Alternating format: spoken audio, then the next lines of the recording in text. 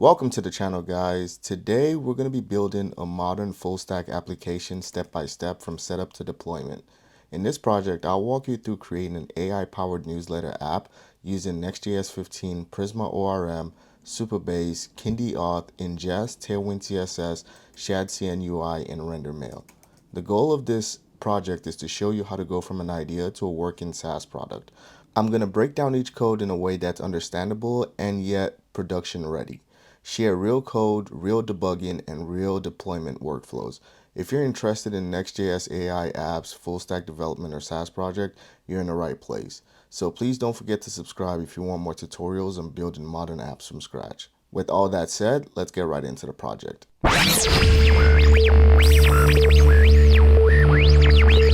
All right, guys, so here we're going to open up our new directory. So we're going to say make directory, and this is going to be called newsletter YouTube.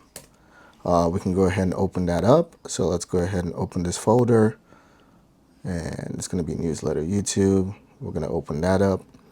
Awesome.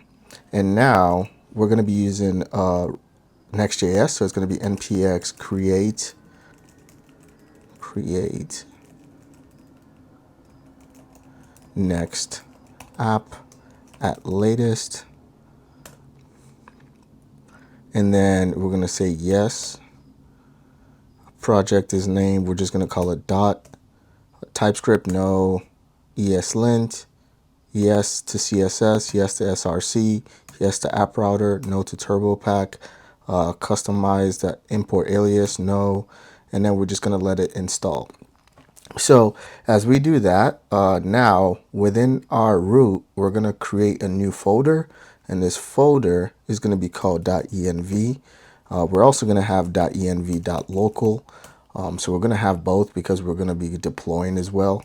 So let's go ahead and clear this. So in order to start, let's start by doing this. We're going to say in our .env, we're going to have news API key. We're going to have open AI API key. We're going to have resend API key.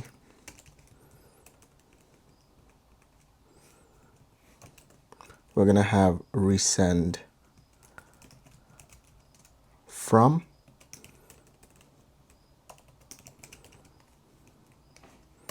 We're going to have ingest event key. And we're going to have ingest sign-in key.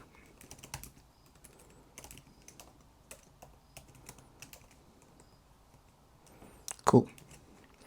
So we're going to have this for right now. So we're also going to have later on our Kinde client and everything. And we're going to have our data by our Kinde client, which is going to be our Kinde Auth environment variables. And then we're going to have our connection to Supabase. Our connection to Supabase using database URL and direct URL, but that's going to come later. So for all this, where are we going to get them from? So the reason I'm doing it this way is so I don't have to open and close my .env, my environment variables all the time, so I don't have to blur it out or anything. So what we're going to do is we're going to come to Chrome. So we're going to get News API here. For News API, we're going to go to newsapi.org. And we're going to be using a $0 developer free account.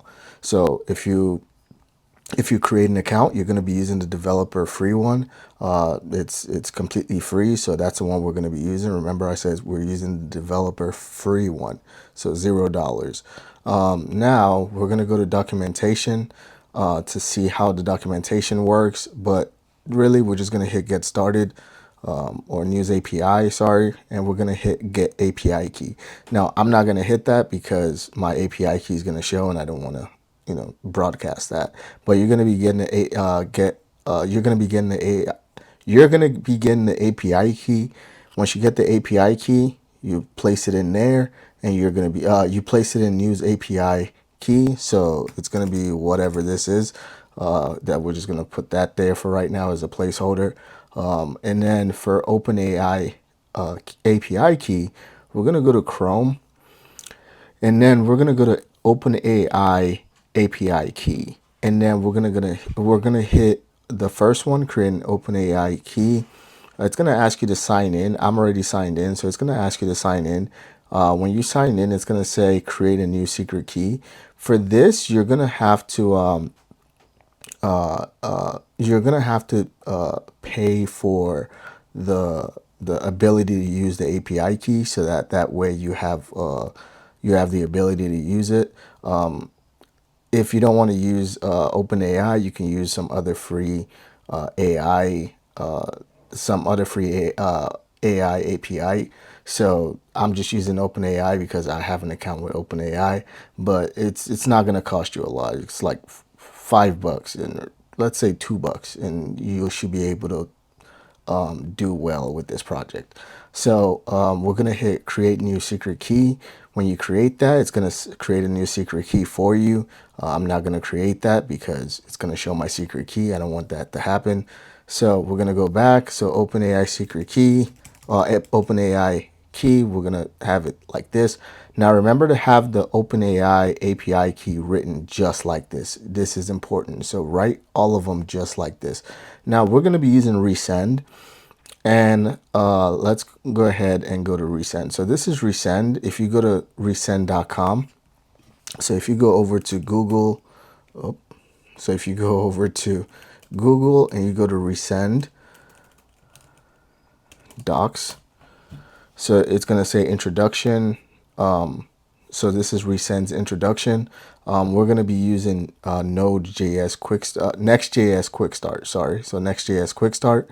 So when you come to Next.js over here, the prerequisites, it's going to say to get the most out of this guide, you need to create an API key and verify your domain. So what resend is just a way to send emails with Next.js. So we're going to go ahead and install npm install resend. We're going to copy that and we're going to paste that in there. So npm install resend. We're going to clear out of this. And then we don't need to create an email template or any of this. So what we need to do is create an API key. So you're going to click this and get your API key. Once you get your API key, you're going to place it in here. So you're going to place your resend API key in here, and it's going to be something like this. So we're just going to put a bunch of nonsense in there for right now. And then as you can see, it's going to say verify your domain. So I have my domain already. It's boatluna.io. I have my domain. It's boatluna.io. You can add your own domain.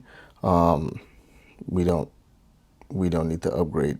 Well, to add a new domain, you need to upgrade, but you're only going to be adding one domain, so you don't need to upgrade this. So let's say I deleted my domain. I would need to add it. And when you add your domain, it's going to walk you through how to create it. So when you finish creating your domain, mine is at news@boatluna.io. So resend from, it's going to be called AI Newsletter, and it's going to be news at whatever your domain name is. So mine is at boatluna.io. So this is how you're going to place it in there. So AI Newsletter, or whatever you want to call yours. Mine is called AI Newsletter. It's arbitrary, so you can call it whatever you want. So resend from AI Newsletter, but your domain is going to be the news@boatluna.io. And when you set up the domain here, it's going to walk you through how to set up the DNS hosting, so that way you can send emails from your domain. So you don't need to worry too much about that. It's going to walk you through it step by step, and then it's going to allow you to verify it at the very end. So when you do that, now we need ingest. So now we're going to be working with ingest, and ingest is simply when you go to ingest.com. So we're going to see right over, where's our ingest? There it is. So we're going to go to ingest.com, and for ingest, we're just going to go to docs. and we're going to use Next.js. So we're going to go ahead and say npm install ingest. We're going to copy that and we're going to paste it in here. So while this is working, I'm going to go ahead and explain what ingest is. So ingest is basically a task scheduler and event handler for our application. So what it does is it listens for events, like if a user requests a newsletter, or if it's like Monday and a newsletter is supposed to be sent that Monday, it listens for that event. It runs your function automatically when those events happen, and it handles retries, timing, and scheduling. So if something fails or takes longer, it's going to take care of it. So rather than writing complicated code to keep track of timers, background jobs, and workflows, Ingest is like an assistant that makes sure all your background tasks just happens on time and correctly. So that's basically what ingest is. We can clear out of this. And with ingest, we're going to go ahead and say npx ingest to run the development server. We're going to copy this and let's open another one here and we're going to paste this in there. And this way we our ingest server now runs on 0008288. So now we need to, so we're not going to do all this right now. So in order to create an ingest client and all that, we're going to be working on that later. But what we need to do is for deployment, we're going to have both an event key. So we're going to set so event keys are unique keys that allow applications to send events to ingest. So like the events such as user signed up for a newsletter, or it's this particular day, a newsletter needs to be sent. So that's what ingest events are. So this event key are the keys that allow the application to send those events to ingest. So we have to set the key as an ingest event key in environmental variable. That's why we have it written like this in our env file. So when we set the key as an ingest event key environment variable in our application, then we pass the key as an argument. So we're going to do that later on, but just make sure you set, so when you click this, the key is used to send. So C, creating an event key. So when we go ahead and click ingest event key, it's going to say the key used to send events, C, create an event key. So we're going to go ahead and create an event key. You're going to click on this, and then let's see, it's going to tell you here how to create a new event key. You're going to click on this. So it's going to give you an event key. It's also going to give you a sign-in key. So we're going to go ahead and click sign-in keys, and it's going to explain what a sign-in key is. You can set your sign-in key by setting just sign-in key environmental variable.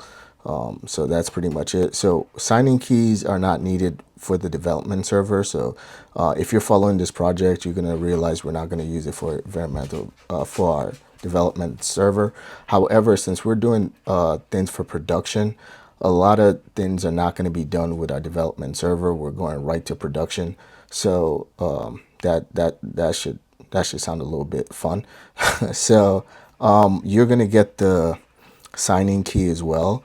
So it's going to say configuring the sign-in key. So you're going to go ahead and get the sign-in key from here.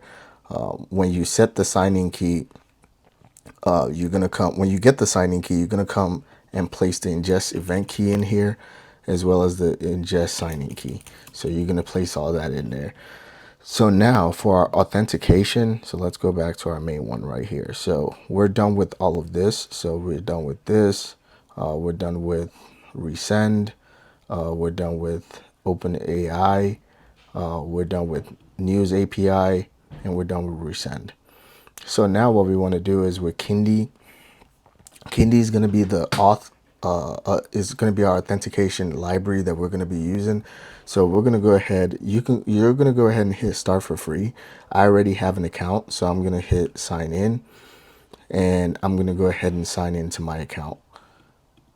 So I'm going to get a code. When I put the code in, it's going to let me sign in. Okay, so now that I'm signed in, it's going to ask me where do I want to sign into. Just because I have various applications that I've built using Kinde, I'm going to sign into this one called blog. But if you're a first-time user, it's going to ask you to create some new things.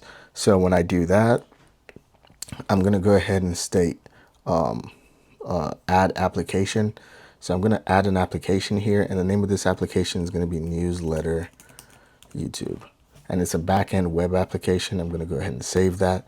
We're going to be using Next.js backend SDK, and we're going to save it. So before we get started, we're going to go ahead and hit set and set here. And then we're going to be using an existing code base. So we're going to install this SDK. So we're going to take this, install it in here, and we're going to wait for it to install. Awesome. So that's installed already. We're going to clear out of that. So now in our .env local, we're going to grab this. In our .env local, we're going to paste this in there. So we're just going to go ahead, paste this in there, and that's going to be it. So we're going to go ahead and save that. We're going to close out of this, and we're going to take this .env, save this as well, and then paste this in here. And then we're going to take all of this. You get the point. Basically, we want to mirror both env files so they look the exact same. So they are the exact same, actually. So I'm going to go ahead and change all this once I'm done with my Kinde setup. So all this is just jargon at this point. So we're going to scroll down, and then here it says we're going to create this file within our API. We're going to create this API endpoint within our application. So I'm going to do this so it's just easier to see. Cool. And I'm going to go to source. Within app, I'm going to create a new file, a new folder, and this folder is going to be called API. And within API, I'm going to create a new folder. This is going to be called auth. Within auth, I'm going to create a new folder, and this is going to be called Kinde.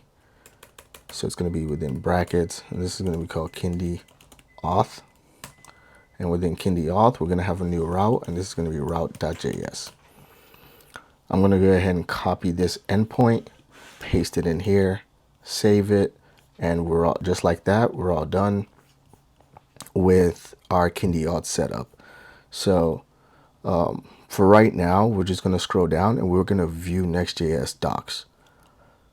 So when we view Next.js docs, we're going to scroll down to where it says middleware. So we're going to grab this middleware configuration here, copy that, and we're going to minimize this. So within our application, we should have something called lib. So our library, let's see. So we don't have it yet. I don't want to force create it because it's going to be created by itself. So let's just wait for this middleware. So let's just wait before we place in this middleware. So we're going to minimize this really quickly. So what we want to do now is we want to set up our shadcn. So this is how we design our application. So we're going to go to ui.shadcn.com. We're going to go to docs, installation, Next.js. We're going to copy this. I'm going to paste this in there. We're going to be using Zinc, installing dependencies, and then we're going to clear out of this. Awesome. So let's see. Now we have this lib folder with the utils in it. So within lib, we're going to create a new file, and this file is going to be called middleware.js.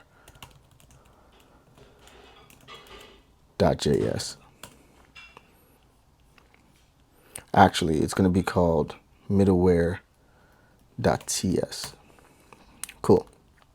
So now we can go back to our Kinde Auth, go to view Next.js docs, and then we can scroll down to where it says middleware and copy the first middleware configuration we see. We're going to copy this, and we're going to paste this in here. Now with the matcher, we're going to take this out. We're going to take it all out. Awesome. And right now for our matcher, we're just going to say slash dashboard slash path slash dashboard slash colon path all comma slash API slash preferences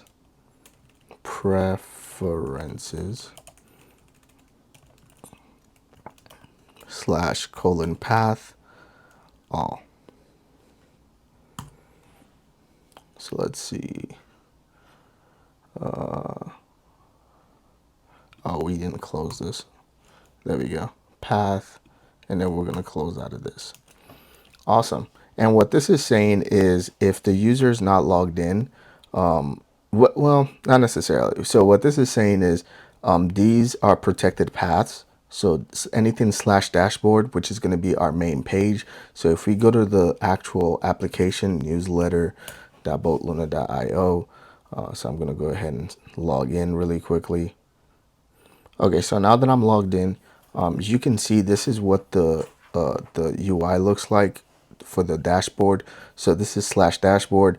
What it's saying is when you come to this dashboard page, when you log in, you should only be allowed access to anything dashboard or API slash preferences. And preferences is whatever we set here. So daily, bi-weekly, monthly, the topic, do we pause the subscription or not? So and we save the preference here. So it's the backend code that works when we hit save preference. So for us to have ability to save preference, we need to be signed in. So slash dashboard slash path slash API slash preference and slash path. These are all protected routes. So you need to be authenticated to be able to go to these paths. So that's what this middleware is saying. So we can go ahead and just save that and close out of it. Now we have to come back to our Kinde Auth because we're not done with that. So I believe we did npx shadcn at latest init. So let's see, what was the last thing we installed? Yep, npx shad install init. Yeah, there we go. So it already exists. So we can clear out of that. And then we're going to go ahead and add button. So we're going to copy this, add button. It's going to install that dependency. So there's a lot we need to install for the UI. So the first thing we're going to do is install alert as well as avatar. So we're going to go ahead and hit, so we're going to scroll down here and we're going to install, so alert, there we go. We're going to install this. So we're going to install that. And then we're going to install alert and what did I say it was? It was alert as well as avatar. So avatar, we're going to copy this. And we're going to install button as well. So button is already installed. So the way we see what's been installed is if we come to component here, we see we have alert, avatar, and button. So next thing we need is card and drop down menu. So card, we're going to go ahead and install card. We're going to install drop down menu as well.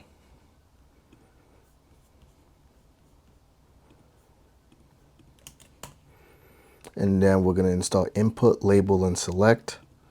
So input,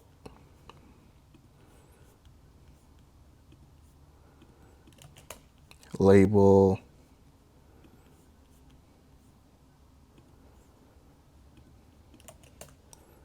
and select.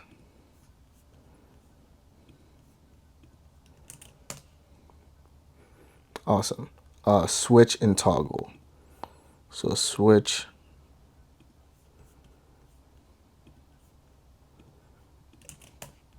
as well as toggle.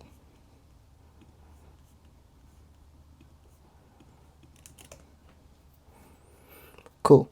Now we want to be able to use dark mode. So we're going to scroll back up here and we're going to say dark mode, Next.js. We're going to install npm install next themes. So we're going to install next themes here. We're going to clear out of this. Cool. And now we got to create a theme provider. So we're going to say components theme provider.tsx. So we're going to come to components, new file, and it's going to be theme provider.tsx. And we're going to do this. So here we don't need this. We're just going to take this out because we don't really use TSX. So let's see, theme provider,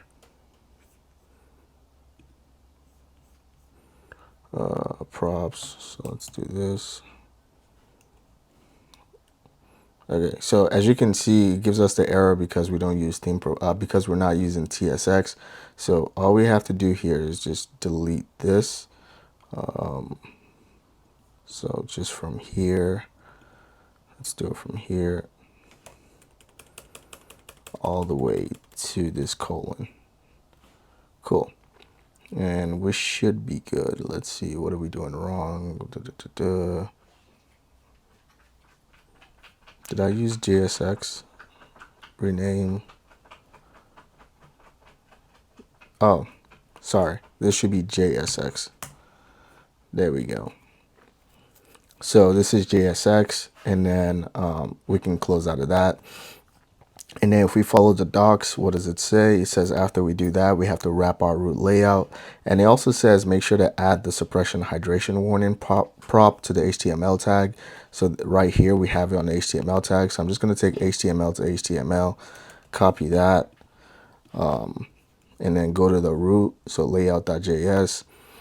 Here, we're going to take HTML to HTML, and we're going to paste that in there. And we want to install this theme provider. So we're going to say import theme provider. Cool. So just like that, we're done with that portion. And now we want to add a mode toggle. So we're going to take that code, copy it, and we're going to say components, new file. And this is going to be mode toggle.jsx. We're going to paste it in there, and we're going to close it. So we can go ahead and close everything now. So before we're done, rather than in our .env, rather than have slash dashboard, what we're going to have is going to be after slash, actually it's going to be slash auth slash after. So we're going to see why in a couple of minutes when we build out our authentication path. So, or when we build out our authentication path, it's going to be slash auth slash after. It's not going to be slash dashboard. So just make sure this is slash auth slash after. And then we can close out of this. So we're done with our .env. So let's see, do we need anything else? Yes. So here we're going to install Prisma. So let's go ahead and say Google Prisma docs. And we're going to install Prisma. So let's say, let's not use this one. Let's see. Let's use this. So introduction. Let's see. I'm trying to make sure we use the same Prisma client here. Okay, so getting started. There it is. So this is to migrate. Let's see. Do we have? There it is. Setup and configuration. So we're just going to say introduction, quick start, 5 minutes. And we're going to do this. We're going to say install npm install Prisma. We're going to copy that. So this is going to be npm install Prisma. And then the next thing we're going to do is npm Prisma init.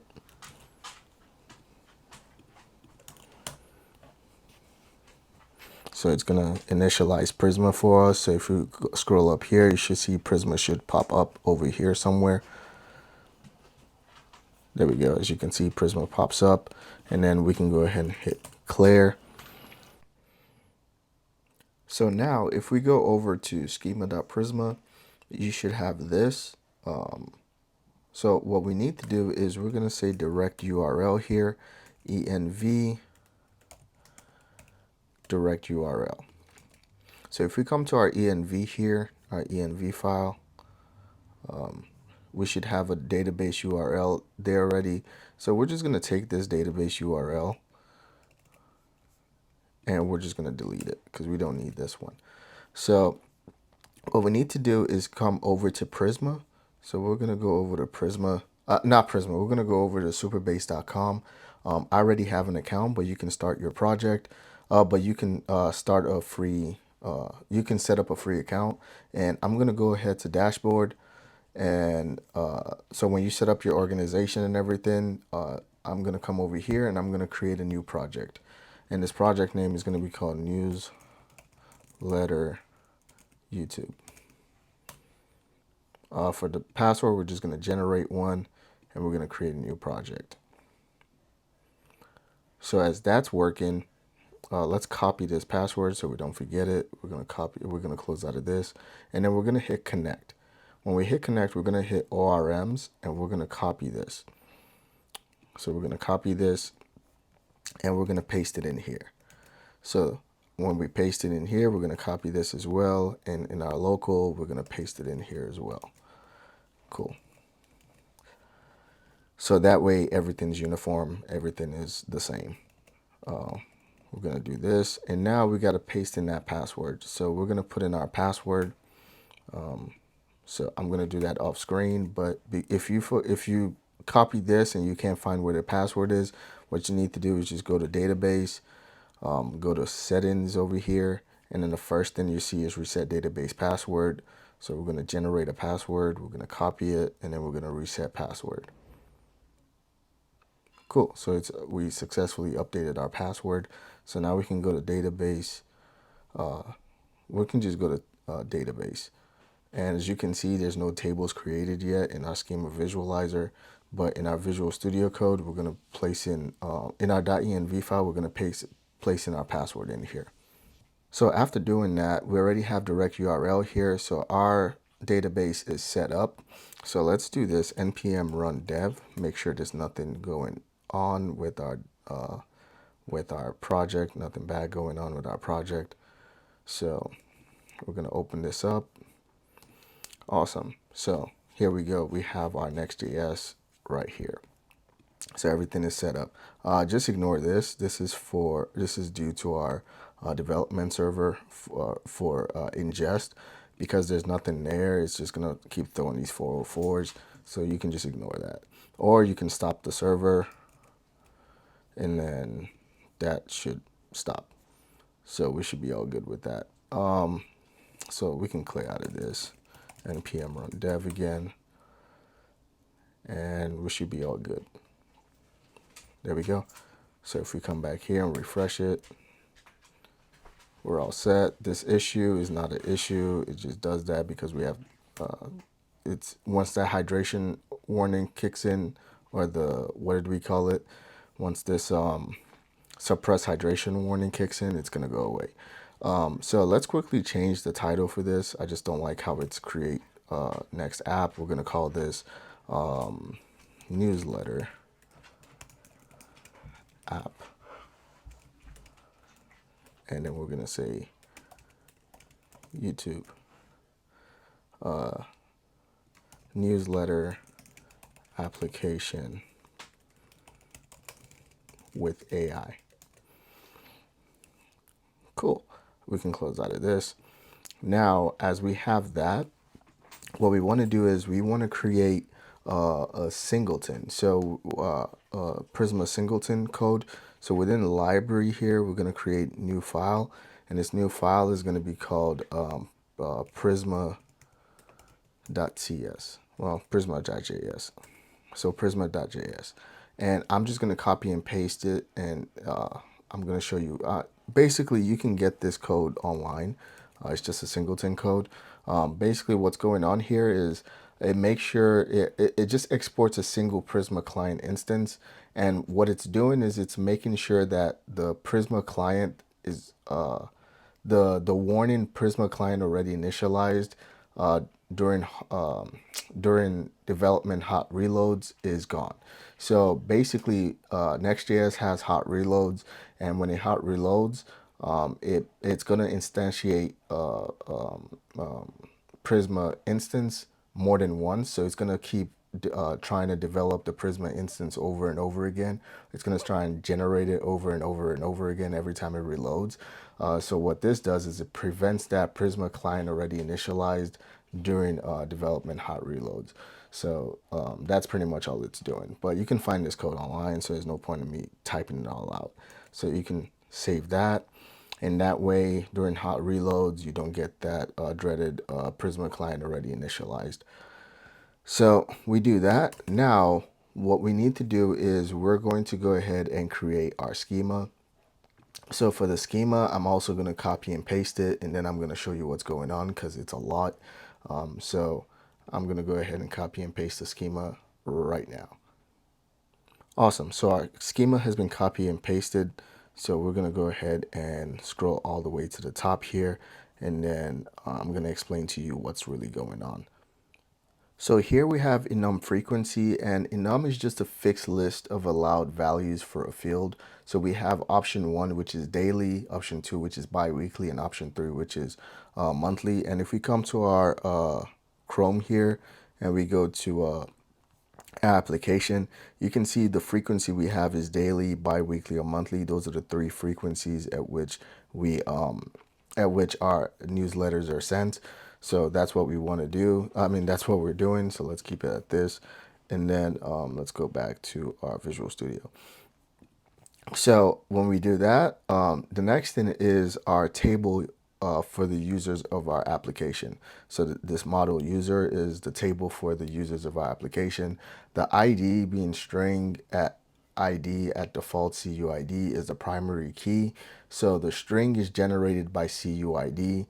Kinde ID is the Kinde Auth provider user ID, and it has to be unique. The email is user's email, and it must be unique. We have an optional display name, which is our name, so that's optional if the person puts their name in. We have the created at, and that's just the timestamp set at the row, set at the creation of the row.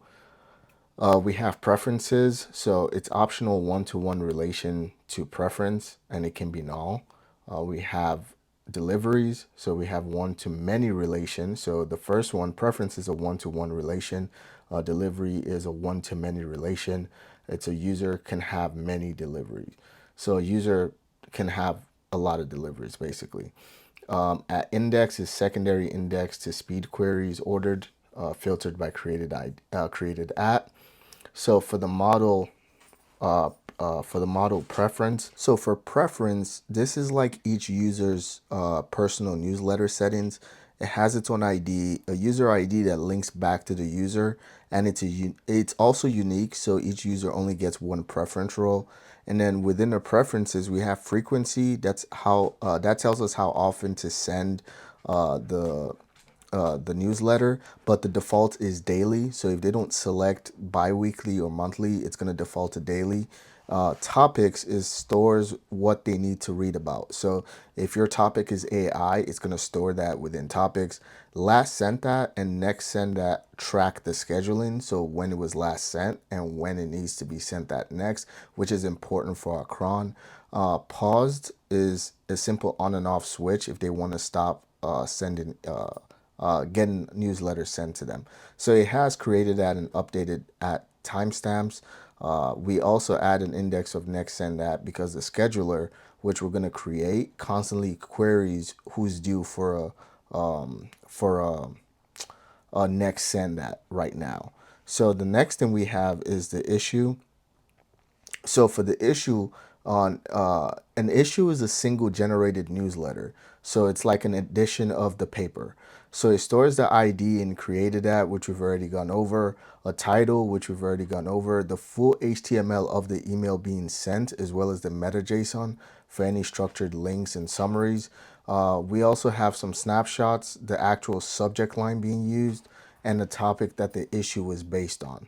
One issue can have many deliveries. That's why we said it was one to many, because the same newsletter is sent to lots of users.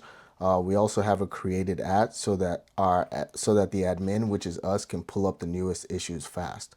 We have the delivery, which is right here. So delivery is the last one. So we have the delivery model. So every single email sends creates a row here, it's a way to audit our trail.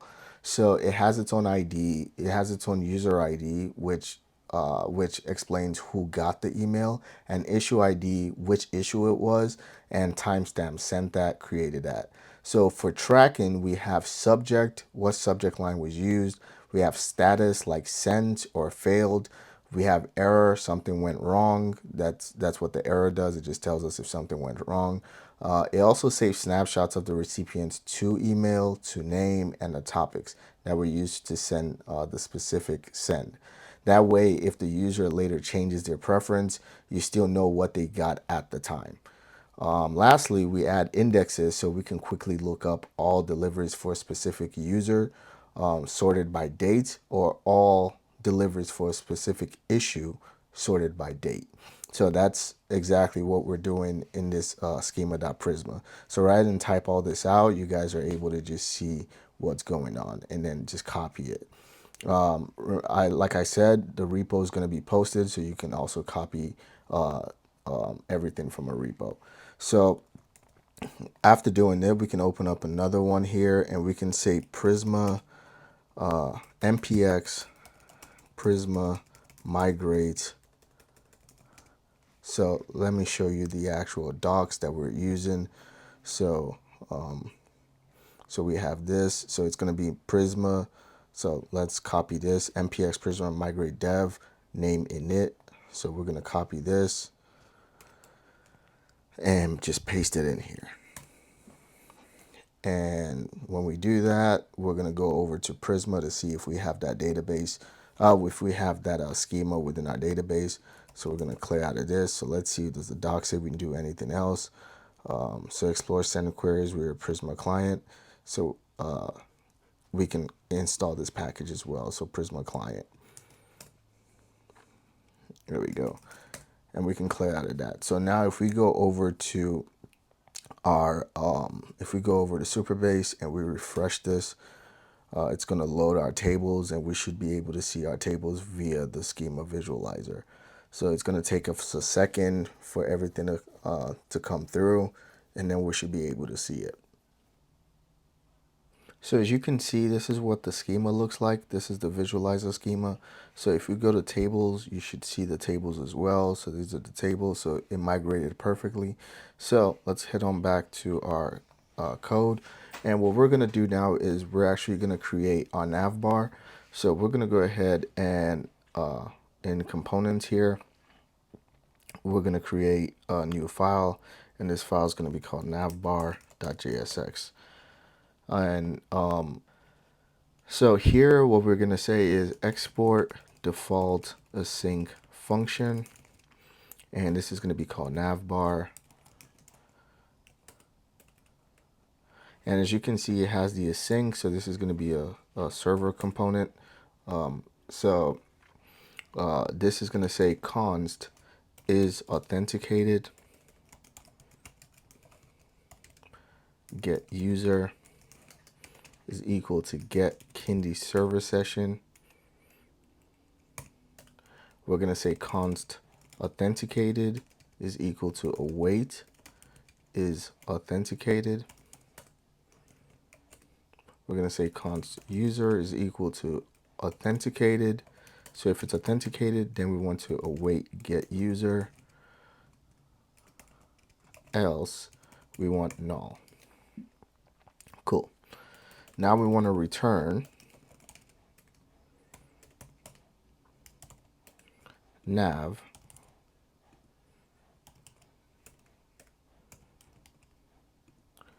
class name here, and I'm just going to copy and paste in the CSS for it, because this is not a CSS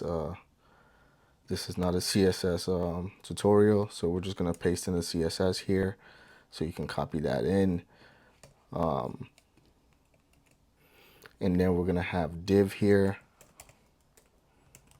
class name, and here we can type this one out. So margin X of auto, flex, height is full, items is center, justify between, and pattern X of 4. And within this div, we're going to have link. So just make sure it's next link. href is going to be, if it's authenticated, then we want our a user to be, when they click on the logo, they should be routed to dashboard, else they should be routed to the sign in page. We're going to say prefetch false. We're going to say class name is going to be font semi bold. Tracking is going to be tight. Newsletter here. There we go. And then right after link, we're going to have div, class name, flex, items center, gap is 2. And then we're going to say mode toggle. And we're going to have user menu here. So we haven't created it yet, but user is going to be passed in as user. So let's go ahead and do this. So we're going to comment that out. We can go over to layout, and right above children, we're going to put Navbar. And now if we come over here to our newsletter, there we go. You should see we have the newsletter. So it's given us a full for this page can be found because we're on /dashboard and we haven't created a /dashboard yet, but we are logged in. So because we're logged in, it's not letting us go back to the welcome page. So what we can do is, actually we can leave it at this for right now. This is the light mode. This is dark mode, light mode, dark mode. So we can leave it for right now. What we're going to do is create this, let's close out of this. We're going to create this user menu. So within components, we're going to have a new file, and this new file is going to be called user menu.jsx.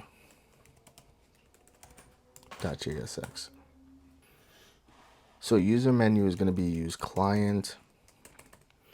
We're going to say function get initials, and this is going to be user. And what user menu does is, if we come over to our already built application, you can see here, this menu here is the user menu. We have our initials here, AO, and we have AO, dashboard, and logout. So that's what the user menu is. That's what we're building right now. So we've already built this. Now we just need to build our user menu. So let's go ahead and go back here. So we want to get the initials. So we're going to say const first is equal to user dot given name, user dot name dot split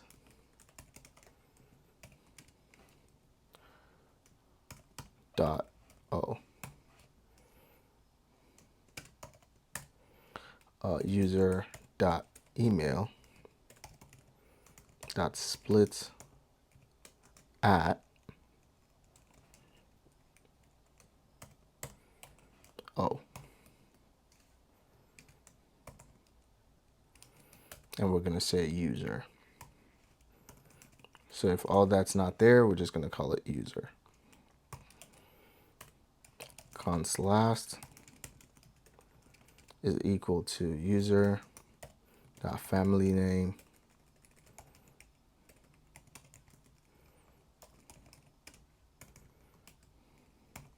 user dot name user dot name dot split dot slice -1 and the first one, else empty string. Else we're gonna have an empty string. Cool.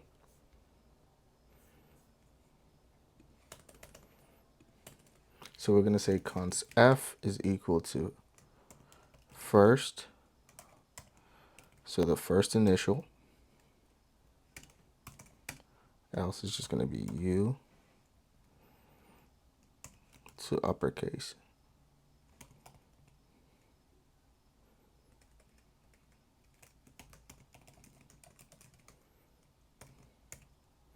Cool.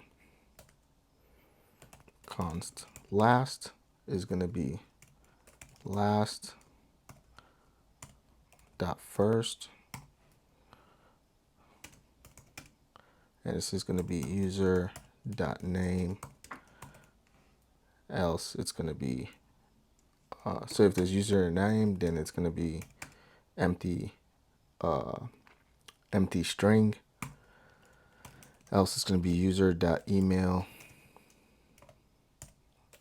dot one, so the second one, string to uppercase. We're going to return f plus l dot slice o and 2. Cool.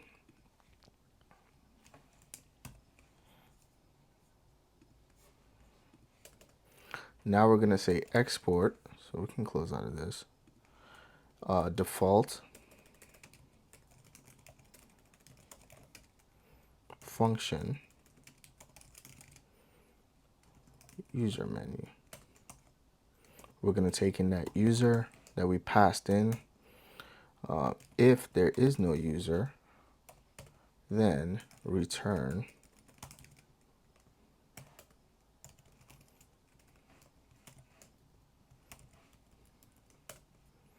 div class name flex items center gap 2.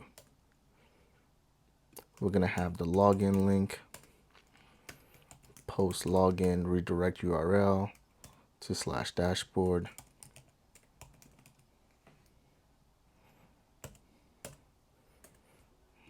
Button size is equal to small. We're going to call this sign in. So if we're not logged in, we're going to have this. If we don't have a user logged in, we're going to have this sign in. Else, we're going to say const initials is equal to get initials for the user. Const display name is going to be user.given name. Else, it's going to be user. So for get user.given name, so if we have a given name from Kinde Auth, or from our, if we have a given name for our user, then we're going to say user.given name. We're going to say user.family name. Else we have empty string dot trim. User.name, user.email.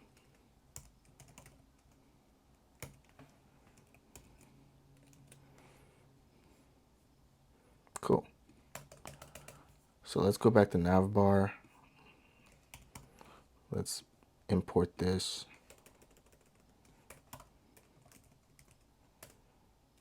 And let's save it. So right now, if we go into, let's do this. So right now, if we go back to our project, we should get an error. Oh, it's not there yet, so there's no error. So now we can return, and I'm just gonna go ahead and do this. So it's gonna be drop down menu. It's gonna be drop down menu trigger.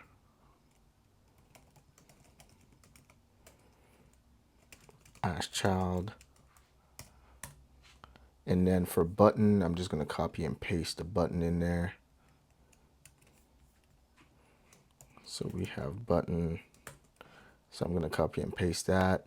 And then within button, we're going to have div class name.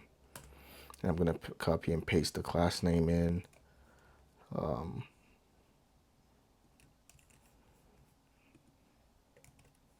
Cool.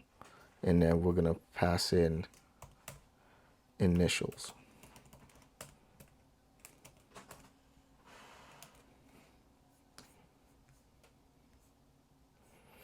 And then after trigger, we're going to have drop down menu content align.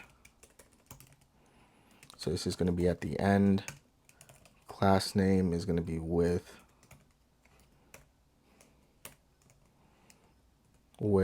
56. We're going to have a bunch of so we're going to have drop down menu label. I'm just going to copy and paste that in there, and it's going to be display name. So let me go ahead and make sure that imports drop down menu label.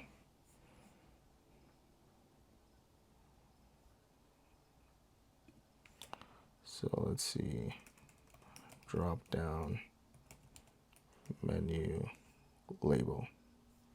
There we go. We're going to have drop down menu separator.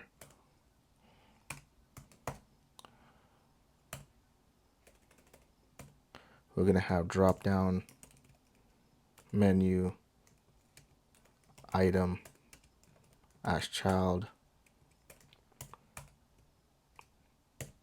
link href. This is going to be slash dashboard, dashboard,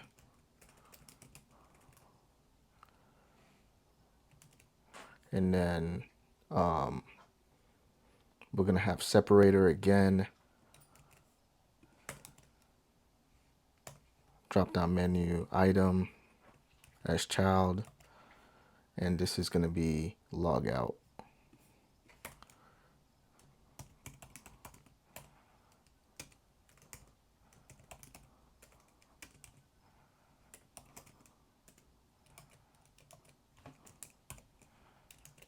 Cool. So this is it. Now let's see what we have here.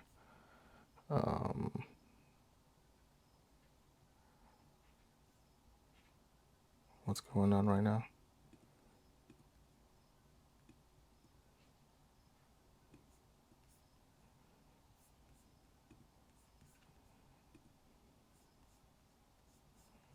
So let's see. Oh, button.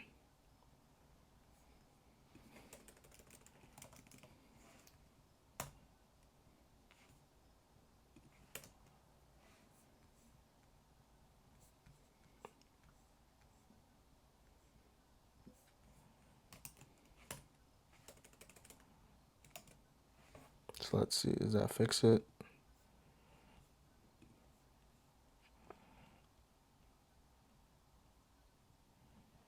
Can resolve FS.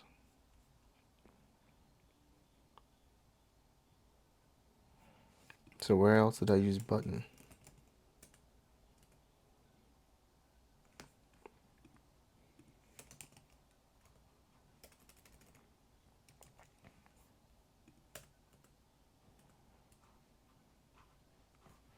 Oh, here we go. This should not be there. There we go. And here we go. So we probably messed up on the, yep, we messed up somewhere because they don't look the exact same. Initials, display name with 56.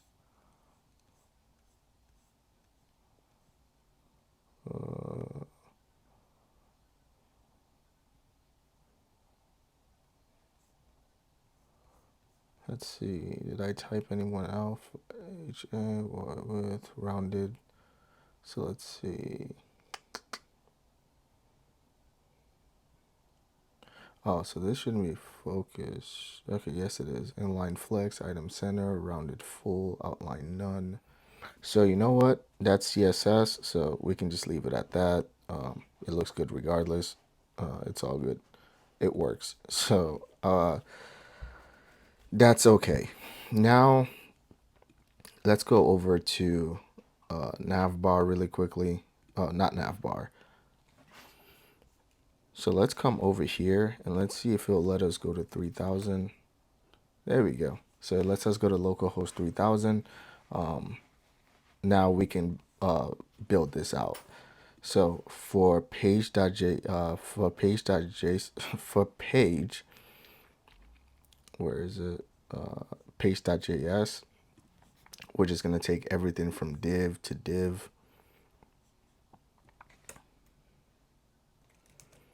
Awesome. So now if we come here, it's just a dark page. There we go.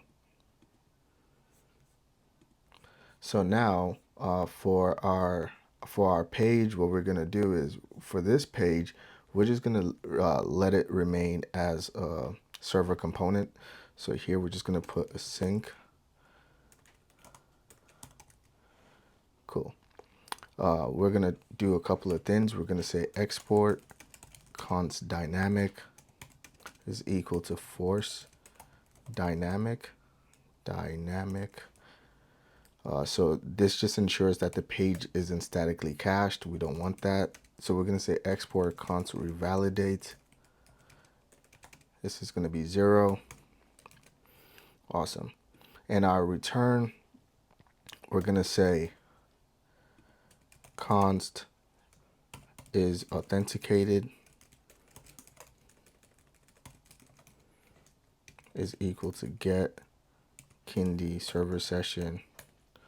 We're going to say if await is authenticated, then redirect / dashboard. So our redirect here is not that. Our redirect is going to be redirect next navigation. And we're going to say / dashboard. Cool. And we're going to return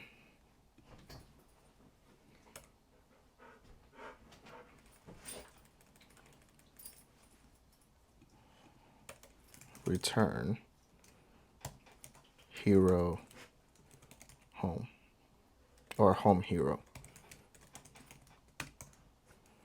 So for right now, what we can do is we can just go ahead and comment this part out. So what this part is saying is if the user is authenticated, then we want to redirect them directly to dashboard.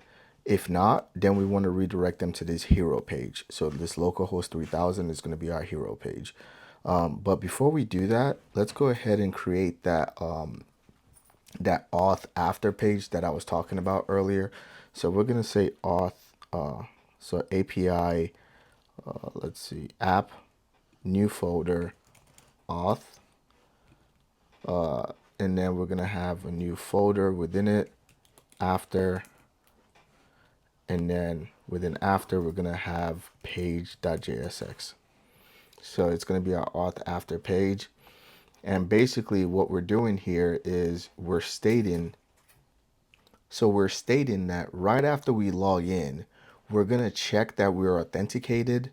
We're going to get our profile information, and we're going to ensure that there's a corresponding row in our user table. So create if missing, update if existing, and then we're going to redirect to our dashboard. So that's pretty much what we're doing in this one. So we're going to go ahead and just type it all out. And it's going to be export default async function after login. and we're going to say const is authenticated, get user, get Kinde server session. If there's no await is authenticated, redirect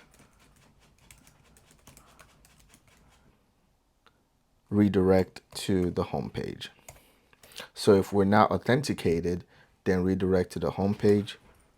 Const u is equal to await get user. So const u is await get user. We're going to say const email is equal to u.email dot to lowercase.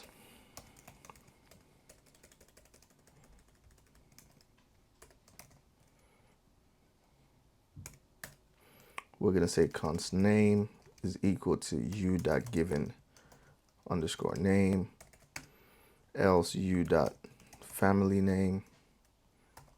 So we have one or the other. So if we have u.family name, then we're doing u.given name, else is empty string. We're going to say u.family name, else is empty string, dot trim, else it's going to be u.email null.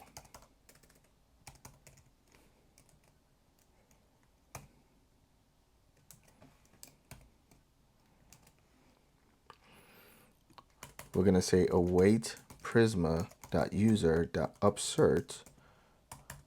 So now we're going to say where Kinde ID is u.id, update email name, create Kinde ID u.id email name.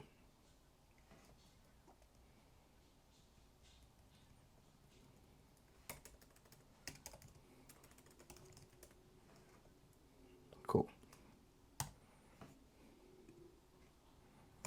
And then we're going to redirect to /dashboard. So let's go over this line by line. So what we're saying here is, so we have our imports, and then we want to check the login state. So we're asking Kinde here that is this person actually logged in. If they're not logged in, bounce them back to the home page. So that's what this is doing right here. And now we're gonna say const u equals await get user. So we're pulling the user profile from Kinde. We're getting the ID, email, first, last name, etc. And then we're gonna say right here in the email, we're gonna say make sure the email is lowercase so there's no duplicates due to the casing. We're gonna build a display name. So if Kinde gives you a given name or family name, use that. Otherwise, use their email. And then for upsert into database, we're going to say, this is actually the most critical part. We're going to say if the user already exists in your database, which we're going to use the Kinde ID to match it, update their email/name. If they don't exist yet, create a brand new record with your info.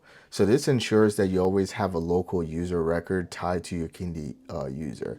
And then lastly, we're gonna redirect to the dashboard. So once the user is confirmed and stored, send them to the dashboard, the main logged in area of the app. So that's what we're doing here.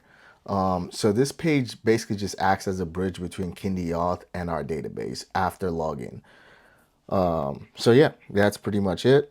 So now we can go ahead and build out our welcome page. So here, where is it? So here, we're gonna in component, there it is. We're gonna say new file, or Actually, we can, yeah, new file, and this is going to be home hero home home hero .jsx. Cool. Now we're going to say export default function home. We're going to say return, and here we're going to have main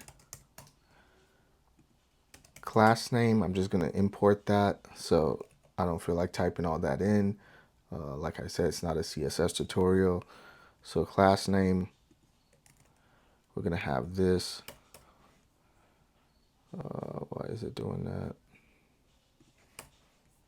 There we go. Div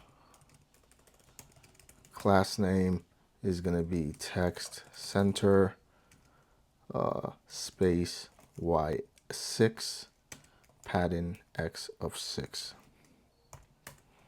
Cool.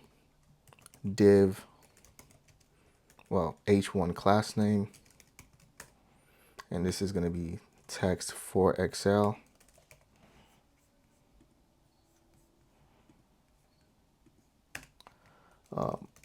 Medium text 5xl, font bold, tracking tight. We're going to say welcome.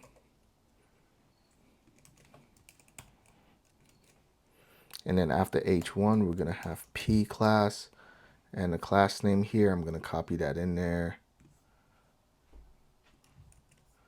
So p class name. Awesome. And here we're going to say AI news delivered straight to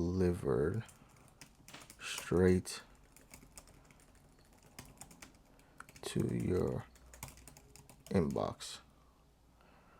And we're going to say choose span class name font semi-bold daily, comma. There we go. We're going to take this span, copy it,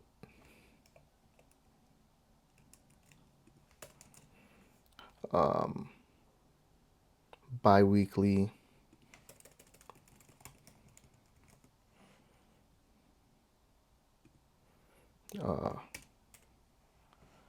comma, or, and then we're going to take it again, and we're going to say monthly.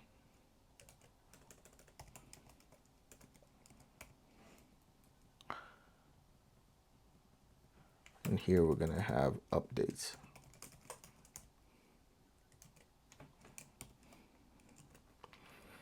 Awesome. Here we're going to have login link. So we're just going to make sure this says Next.js / components. Save that. Login link here. We're going to copy and paste in that class name.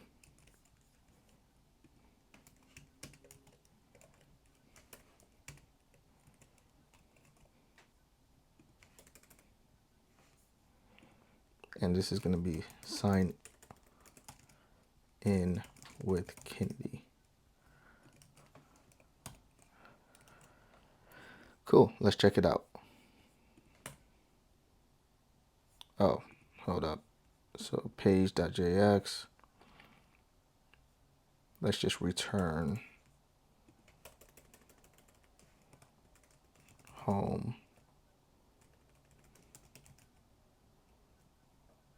hero.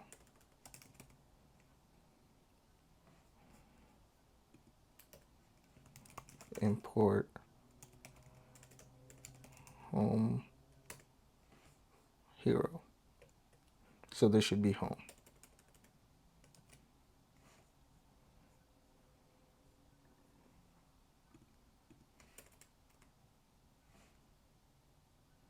Let's do this. Okay, that's a problem. Import home hero home. Okay, let's change this up. Rename.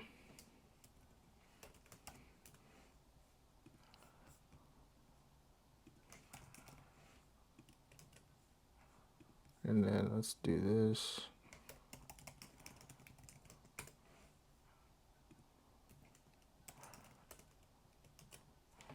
Cool. So now if we come back here, this is what it looks like. This is our welcome page. We can go ahead and go to light mode. This is what it looks like. And you can go to dark mode, and this is what it looks like. So here's the cool thing. So with this code here, if we uncomment it and we go back, now we're back in that dashboard page. So it should give us an error because there's no dashboard page, but we're back in that dashboard page, and that's because it says if we're authenticated, redirect to dashboard, and we're already logged in to Kinde. That's why we're in our dashboard page. So that's pretty cool if you ask me. Now we want to create our dashboard page. So let's go ahead and say app, new folder, dashboard, and this is going to be page.jsx. Cool. So first we're going to say use client. We're going to say const frequencies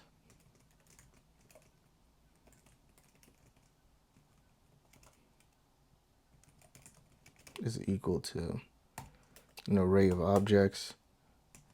Value is going to be daily. Label is going to be daily. We're going to bring this down. Value here is going to be bi-weekly.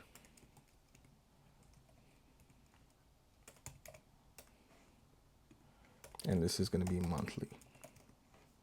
So it doesn't have to be upper, so daily, so monthly,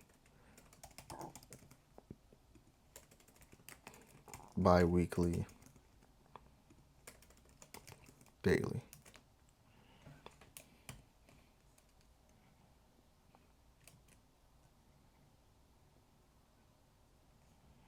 Cool. And then we're going to say export default function dashboard. I'm going to copy and paste in all the state variables we're going to be using. So here it's going to be this. So load in is going to be set to load in is going to be set const load in, set load in is going to be set to true, save in is going to be set to false, pause in is going to be set to false, paused is going to be set to false, frequency is daily as the default, topics is sent to an empty string, notice is set to null, effective topics is sent to an empty array. So here we're going to say use effect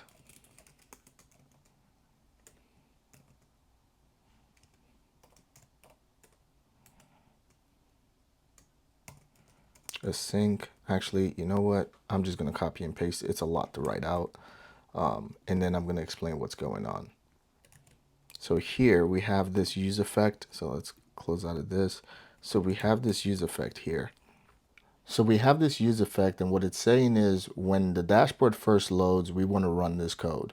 So we're going to say call our API / preference route, and with cache no store tells us not to reuse any cached response, meaning always hit the server for fresh data. We have not created our API / preference yet, so you don't have to worry about that, but we're gonna create that soon. So we're gonna say if res.ok const JSON await res.json const p is equal to JSON.preference. So if res is okay, so if our response is okay, we want to parse the JSON response, and we're going to pull out the preference object that exists within it. And then we want to update our local state. So if P here, P referring to preferences. So if the preference exists, sync them into the React state. So set preference updates the drop down for daily, bi-weekly, monthly. Set topics fills in their saved topics or an empty string if it's null. Set pause flips the toggle switch based on their database value. So, and then the finally block is saying no matter what happens, success or error, stop the loading spinner once the fetch attempt is done. That way it doesn't get stuck in loading forever. So that's what we're doing here. So after doing this, we have another use effect. So I'm going to copy and paste that in as well because it's quite long. So I'm going to copy this and then I'm just going to paste it down here. So here, what we're doing is once this use effect runs every time the topic state is changed. So whenever the user types in the topic input, this effect recalculates everything. So string here, topics or string, make sure the topics is treated as a string. So if it's null or undefined, it falls back to an empty string. So split, it splits it into pieces, so it breaks the string into an array using commas as separators. So for example, if you type in AI, sports, and finance, it's gonna break it down into AI, comma, sports, comma, finance, all within an array. And then trim is just we just use trim to remove white space from each piece. And then we want to filter out the blanks using Boolean, so any empty string is going to be dropped. And then we want to remove duplicates by using set. So anytime you see new set here, is we're trying to wrap the array in a set, which means we only keep in unique values. So for example, if you type in AI as a topic, so if you type in AI in finance as topics, only the only one AI only one AI is stored within the array. And then we want to convert everything back to an array. So that's why we have array dot from new set. So it turns the set back into plain array so the React state can hold it. And then we want to save to that state. So set effective topics parsed topics. So updates the local state variable, which is now trimmed, deduplicated, and is now a cleaned up list of topics. So every time the user updates the topic field, the effect runs to clean up the input. It splits the text by commas, trims out the space, drops empty values, and removes duplicates. The end result is a clean array of unique topics, which we store in effective topics. That way, when we display them as chips or use them in the API, they're guaranteed to be consistent. So after doing that, we have a save function. We have a save function. So we're going to say async function. You know what? Once again, we're going to copy and paste this. So let's go ahead and copy and paste this save function. It's quite long. So here we're going to copy and paste this save function so you guys can see it. So what we're doing here is when you hit save, we immediately show a loading state and clear out any old notices. Then we post the current settings such as frequency, topics, and paused to our preference API. So if the save worked, we show a tailored success message. For example, if we paused the subscription, it's going to say so. If everything worked and the newsletter was queued, it's going to tell you one will be generated shortly.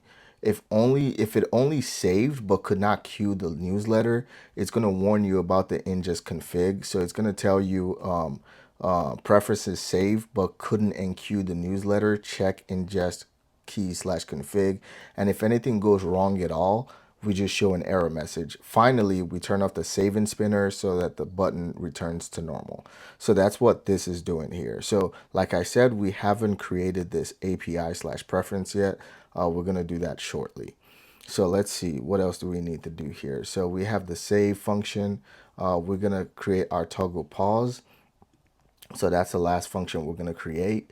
So let's go ahead and copy that in there as well. So we're gonna create this toggle pause button. Awesome. So this is our toggle pause button. So within this toggle pause button, what we're doing is we're creating a toggle handler for our newsletter subscription. So what we're saying is this function basically powers the pause and resume switch. So when we click it, we immediately show a loading state and optimistically flips the toggle so it feels instant. So when we click the toggle, it feels instantaneous. In the background, we post to our API / preference route with the new pause status. If it works, we display a message either that the subscription is paused or that it's active again. If the request fails for any reason, we roll the toggle back to its previous state and show an error. Finally, we stop the loading indicator like we've been doing so the UI feels a lot more responsive. So now we can go ahead and return, and this is going to be main.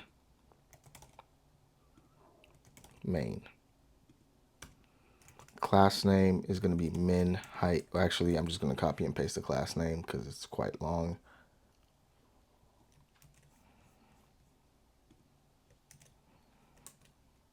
Okay. Then we're going to have card. So we're going to import that card class name here. And we're going to import that. We're going to copy and paste that in as well for card.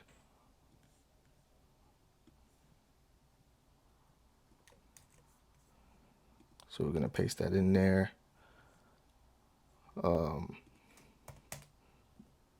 Card header. Class name is going to be space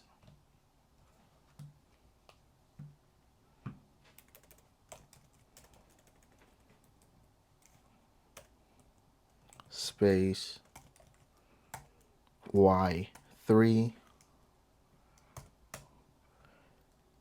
and we're going to say div class name is going to be inline flex items center,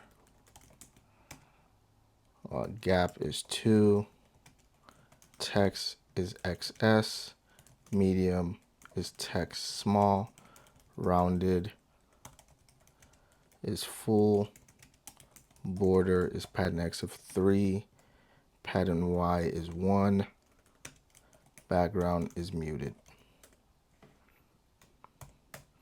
We're going to import sparkles.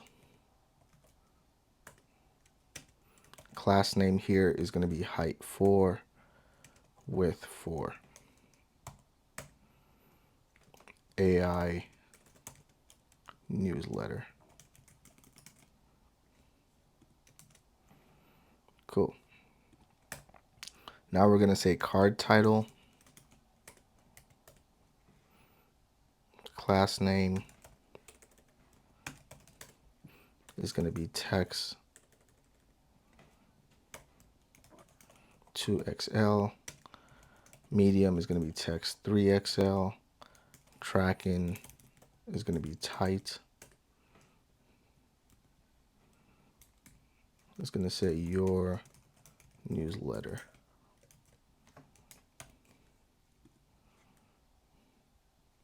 Next, we're going to have card description. We don't need a class name for this. We're going to say pick how often you want summaries and optionally the topics you care about.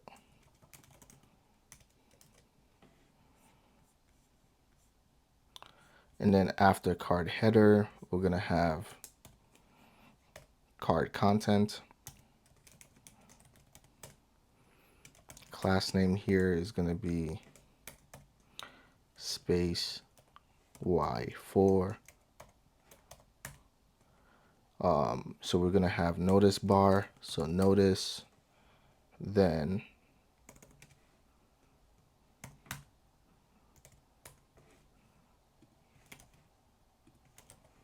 div, and we're going to have the class name, which I'm just going to go ahead and copy in here.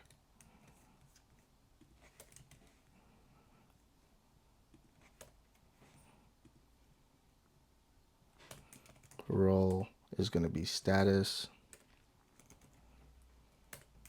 aria, live, polite.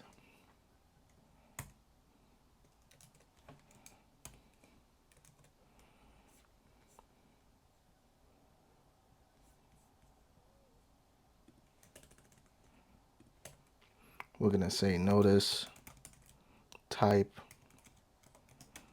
is equal to success. Then it's going to be an SVG, so I'm just going to copy and paste that in there.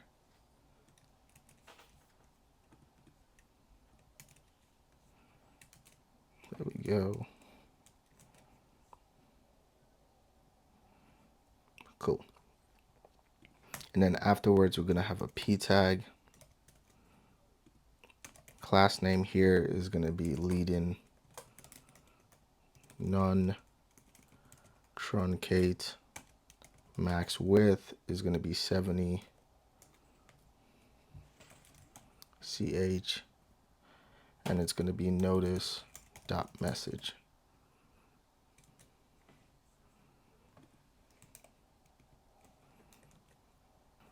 Now we want to create a 2-column layout, so we're going to say div class name grid columns 1, medium grid columns 2, gap is going to be 6. Div class name space y6. So we want a pause toggle, so we're going to say div class name.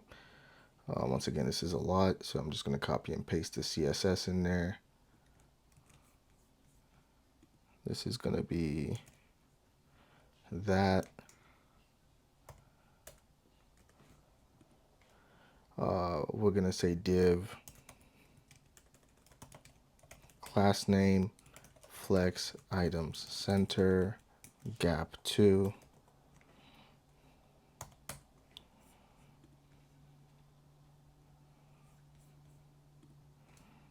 Pause circle.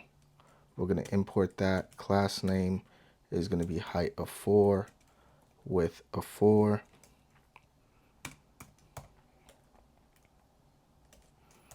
Div class name is going to be space y 0.5. Label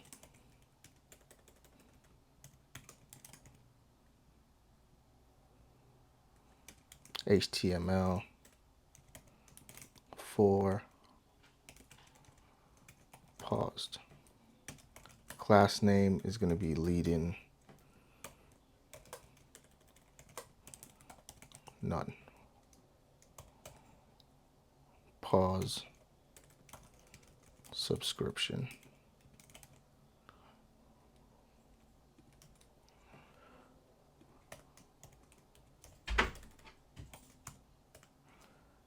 P class name text XS, text muted, foreground. If we have paused, then paused, no emails will be sent, else active.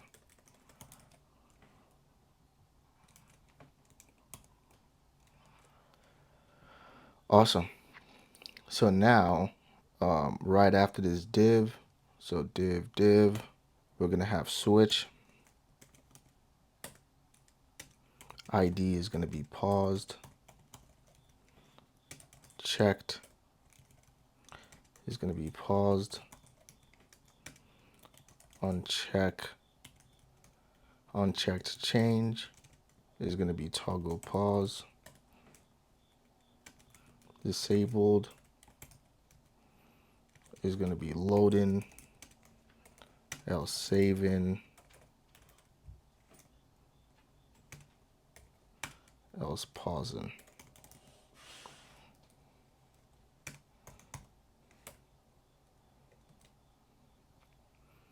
Awesome. Did we miss a div?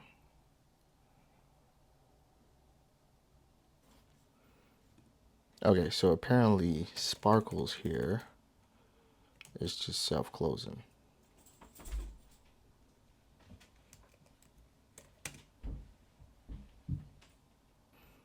So it just froze. So Sparkles should have not been, Sparkles is just self-closing. That's all it is.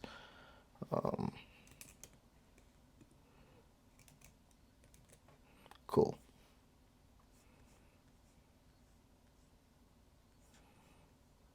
So after this div here, we're going to create the frequency row. So this is going to be div class name space y2. Within this div, we're going to have label frequency.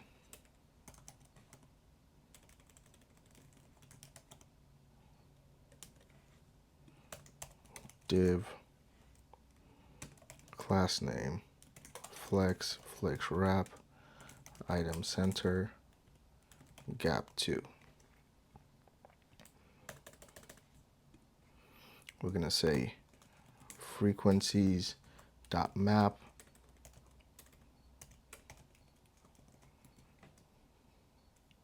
so we're going to map to the frequencies. Const active is equal to f dot value, which is equal to frequency return button key is going to be f dot value, type is going to be button, disabled is going to be loading,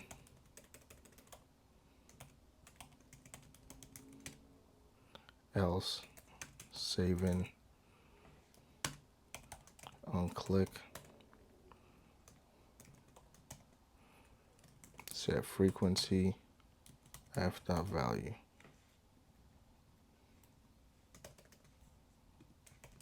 Class name, once again for the class name, I'm just going to go ahead and copy and paste. There we go. So we're going to hit aria pressed equals active, and then for the button we're going to have f dot label. Div here,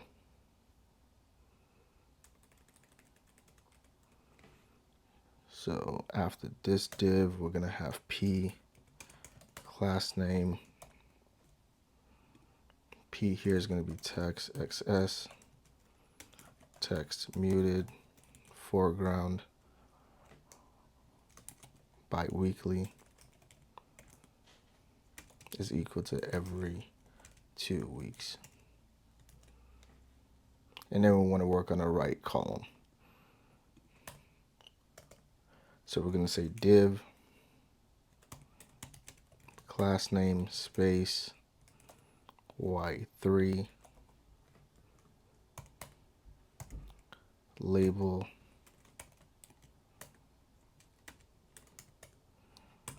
topics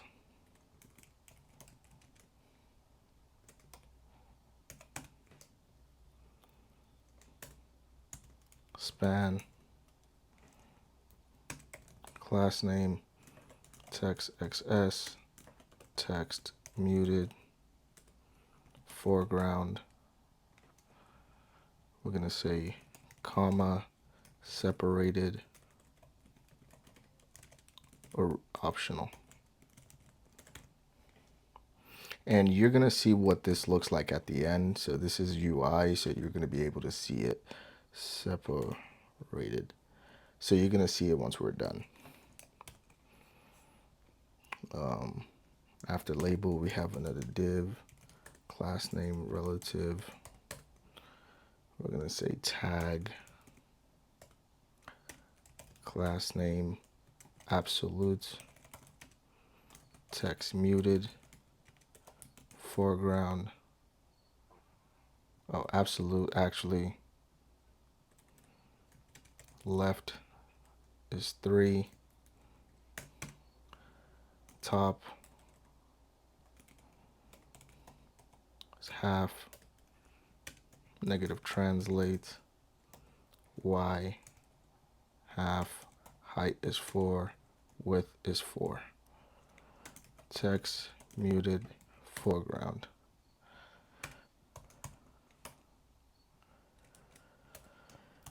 Input value is going to be topics on change.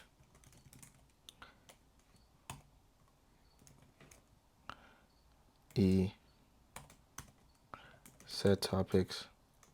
E.targets dot value. Placeholder.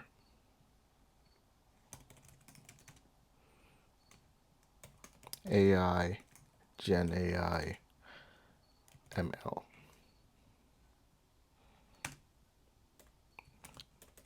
Disabled, loading, saving. Class name is going to be pattern left of 9. And that's it. Now we have the chips. So we're going to say div, class name text XS, text muted, foreground.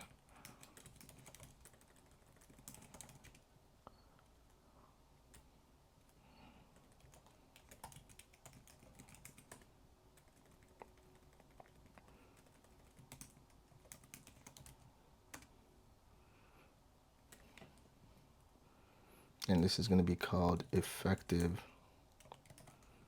topics. Cool.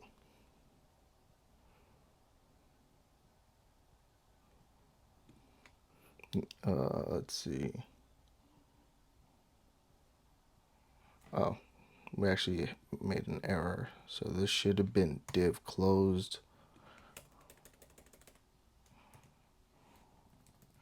So let's take this out. This is label, class name. There we go. And then here we're going to have label. Cool. Here we're going to say effective topics dot length is greater than 0. So if effective topics dot length is greater than 0, then we're going to say div class name, margin top of 1, flex wrap, item center, gap 2. Here we're going to say effective topics dot map t span key is equal to t. Class name, we're just going to copy and paste that.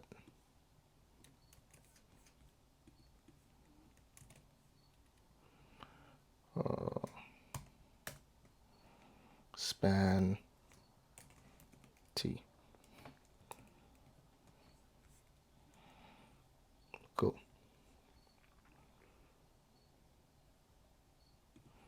Else p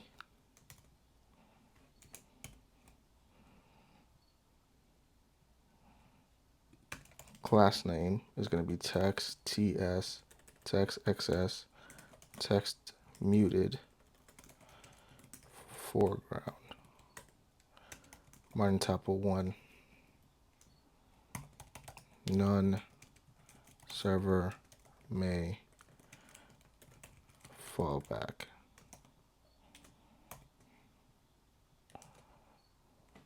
Cool. So after card content, we're going to have card footer,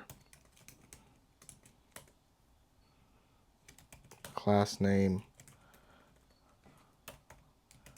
flex, item center, justify between, gap is 3, P, class name, text XS, text muted foreground. If we have paused,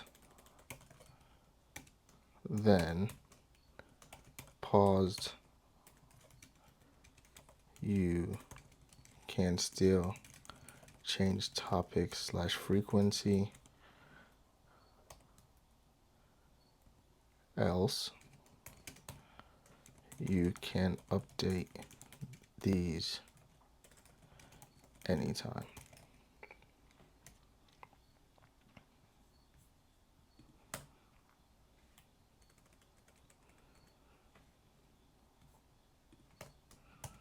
Button,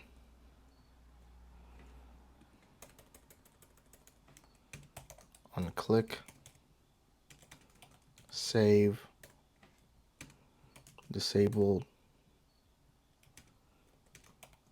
loading, saving.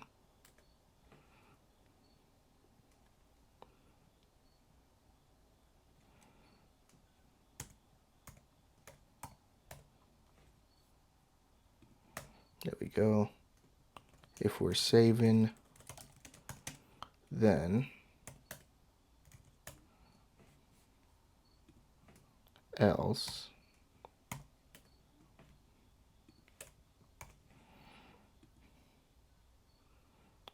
if we're saving, then we want loader 2. Class name is going to be margin R2, height of 4, width of 4, animate spin. Cool. And this is going to be saving.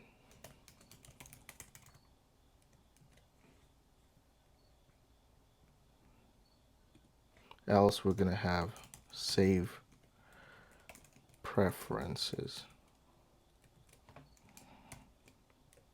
Awesome. So we're done. So let's check it out. Okay, use state is not, our state functions were not imported. So import use state as well as use effect. So let's see, are we good now? Oh, we did close out of it, that is true. npm run dev.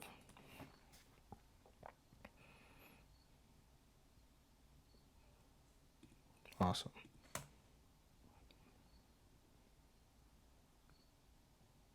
So let's see what this looks like. Ooh, button.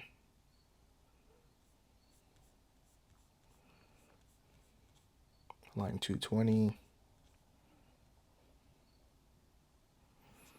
Oh, so type here is button.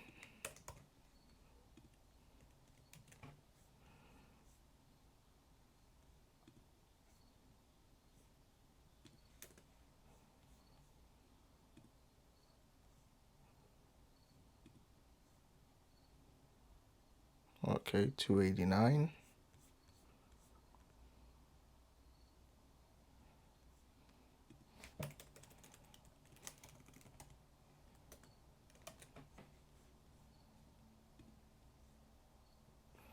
So let's see, there we go. As you can see, this works perfectly fine. Do we have an error? 2 issues, input, line 11.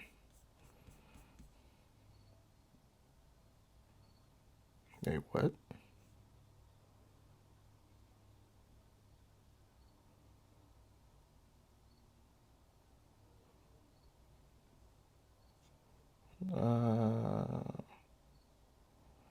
You can ignore that.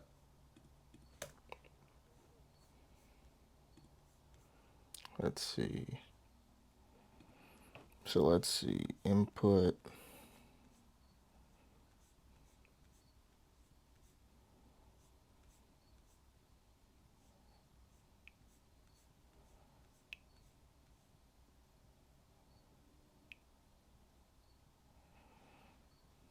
Let's see, set topics.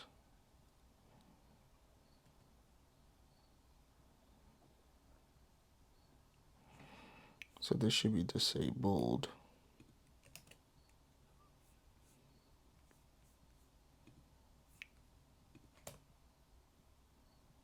There we go. So that fixed it. So this right here in set topic, line 256, it should be disabled, not disabled. Cool. All right, so as you can see, could not update pause status because, there's nothing going on in the backend. API slash preferences is not there. And that's it. So couldn't save as well because, there's nothing in the backend. So before we go ahead and build out our backend, let's go ahead and build out the different libraries that we're going to be needing. So we can go ahead and close out of this and this. And then in this library, we're going to create a new file, and this is going to be called topics.js. And I'm just going to copy and paste what I have, and then we're going to go over it. So here, as you can see, we have the library topics.js. We're going to export function topics to categories, grab the input. If there's no input, return array. So what is all this trying to say? So basically, we're creating this helper to take whatever the user typed in within topics field and clean it up into a nice list of categories. So we're saying if nothing was passed in, we just return an empty array right away. So we don't need to do any work. We want to make sure that the value is treated as a string. So if someone passed something weird like a number, we want to treat it as a string. So the dot split, we're cutting the strings into an array like we did earlier. So we're going to cut whatever we get. So let's say you get PlayStation, Xbox, and something else. All those strings are going to be cut into an array. So that way, whenever there's a comma. So if you say Xbox, Nintendo, PlayStation, and you put a comma between all three of those, then it's gonna take the string and cut it into an array by way of the comma. And then for trim, we're just taking out any white spaces. Filter Boolean, so we remove any empty entries. So if someone types something like AI, comma, ML, the empty spot in the middle gets thrown away. The new set only keeps the unique value, so duplicates are gone, and then we're going to convert back to an array. So basically, the helper takes the topic string for the user and normalizes it. It splits it by commas, trims out the spaces, and drops any empty values. It then deduplicates everything using the set, so you don't want to end up with repeated topics. The end result is a clean array of unique topics we can trust when we pass them into the API or use them in the newsletter generator. So that's what we're doing here. So you can go ahead and just close out of this. And then the next thing we want to do is we want to create our frequency file. So this is going to be called frequency.ts. And within our frequency file, what we're doing is we're writing a code given a frequency and a starting time. When should the next newsletter be sent? So we're given the frequency of when the newsletter should be sent. So I'm going to copy and paste that in here as well. So there we go. So to break this down, what we're doing is we're going to export the type frequency. So we define daily, bi-weekly. We define frequency by daily, weekly, bi-weekly, and monthly. So const d equals new date from. So we make a copy so we don't accidentally mutate the original from date. And then if f equals daily d dot set time, that block all the way to else, we're checking to see if frequency is daily. If it's daily, we're going to add 1 day because daily just means every single day, so we add 1 day. If it's bi-weekly, we're going to add 14 days because it's every 2 weeks. And then if it's monthly, we add 1 month. So we're going to normalize the day and time. So regardless of when the function runs, we're going to reset the time to 2 p.m. This way all newsletter go out at the same consistent time. Only the date shifts, not the hour. And then we're going to hand it back to the computer date, ready to be saved as the next sent at in the database. So basically, this helper takes a user's chosen frequency and figures out when the next newsletter should go out. If they're daily, we add 1. If it's bi-weekly, we add 2 weeks. If it's monthly, we add 1 month. Then we normalize the time to always be 2 p.m. so delivery is consistent. Finally, it returns the new date, which we store in the database under next send at and use in the scheduler. So that's pretty much what this is doing. So I've been mentioning the newsletter and everything. So let's go ahead and create the newsletter HTTP. So newsletter HTTP .cs. Newsletter HTML, sorry. So newsletter HTML.cs. So this file, let me copy and paste it in here.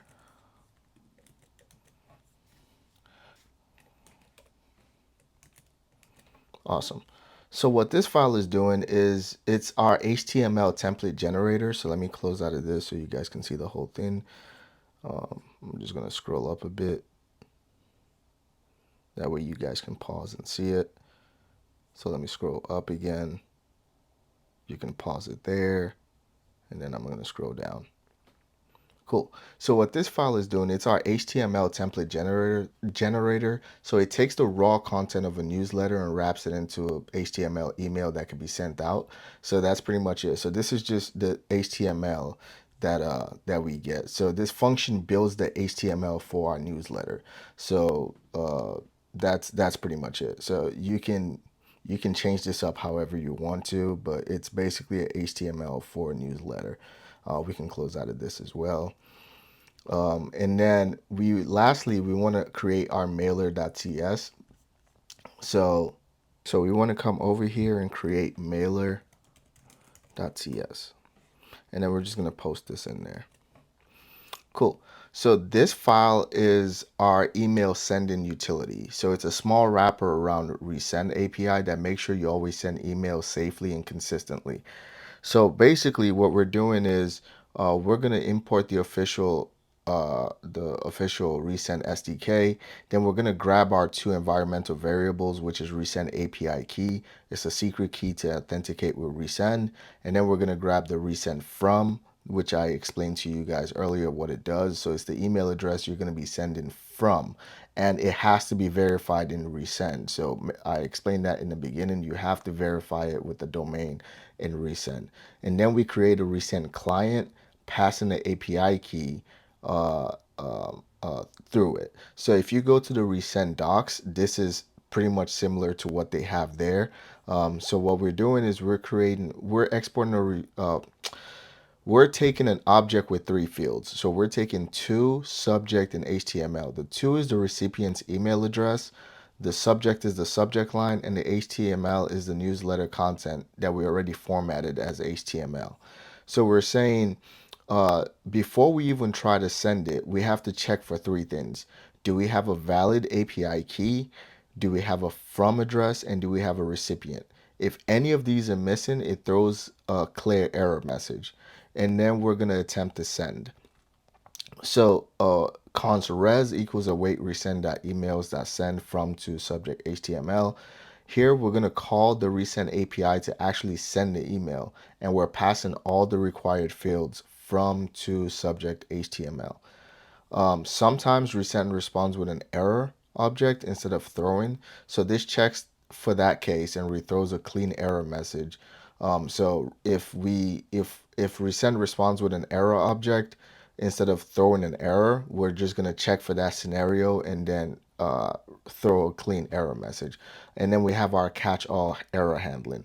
So basically, this is just a helper that wraps the resend SDK, so sending email is safe and predictable. We read the API key from the email address, which is in the environmental variables. Then we expose the send email function that takes the recipient, a subject, and some HTML. Before sending, we check that all the values are present. If the resend responds with an error, we capture it and we throw it with a clear message. If the call itself fails, we log it for debugging, and then that's pretty much it. So we're done with this one. So what we need to do now is build our backend. All right, guys. So we're gonna start on the backend here. So what we're gonna do is we're gonna go to API, and then we're gonna create a new folder, and this folder is gonna be called Preferences, and we're gonna have route.js. Cool. So what we're gonna do is we're gonna say export const runtime. This is gonna be Node.js. So here we're forcing this route to run in the Node runtime, not Edge. So we're gonna say export const revalidate 0. So what it tells Next.js is not to cache the response. So always get a fresh set of data from the server. Yeah. So now, so we're gonna say const frequencies is equal to new set, and here we're gonna say it's an array, daily,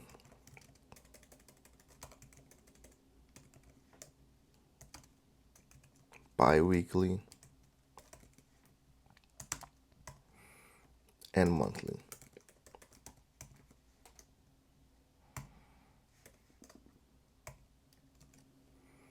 Cool. Now we're gonna write our function. So function sanitize topics, input, and here if input is an array, if input is not a string,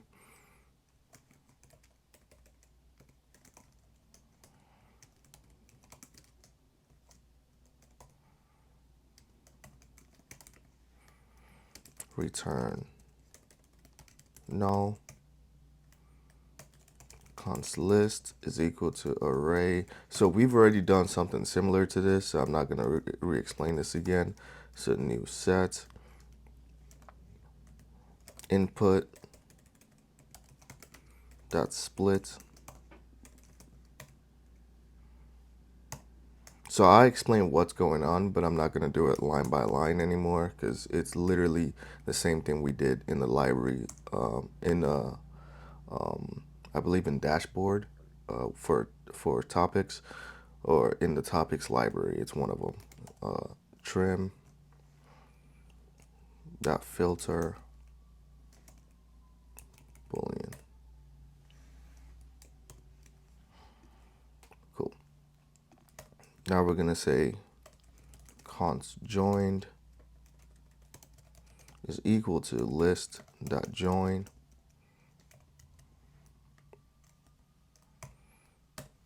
return joined dot slice 0 600.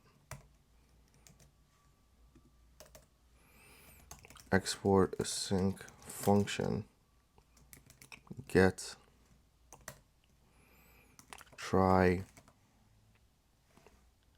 So this is going to be try, and we're going to say const get user is equal to get Kinde server session, and to say const u is equal to await get user. We're going to say if there is no u.id, then return next response.json.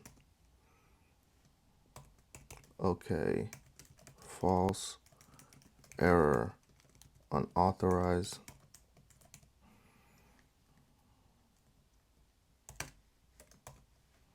Status is 401. So let's see. try catch.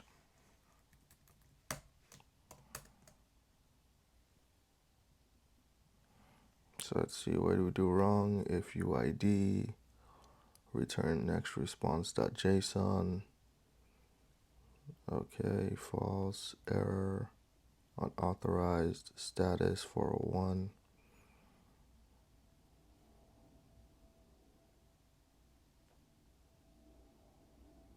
Okay, and then we're gonna say,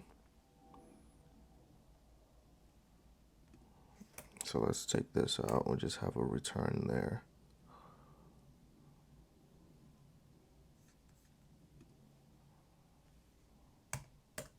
Gotcha.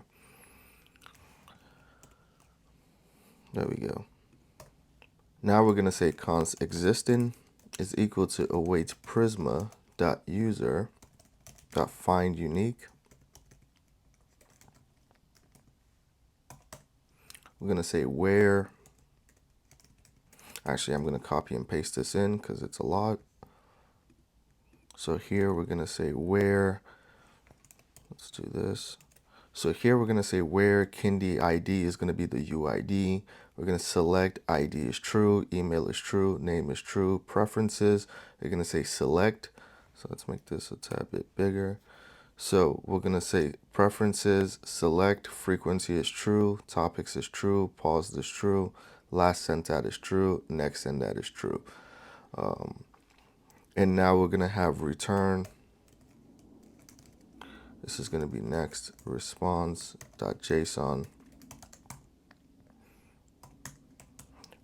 We're gonna say okay is true. Preferences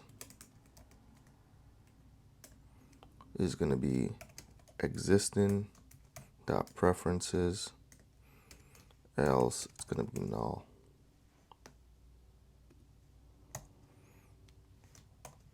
Status is gonna be 200.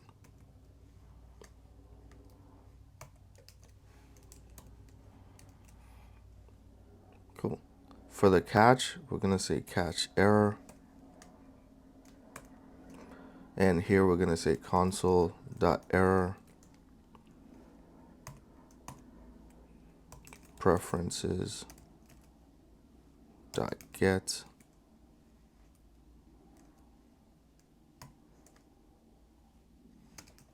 error E.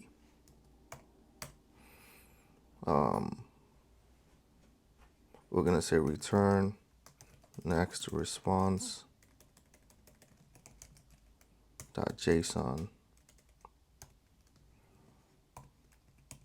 Okay, false, error, failed.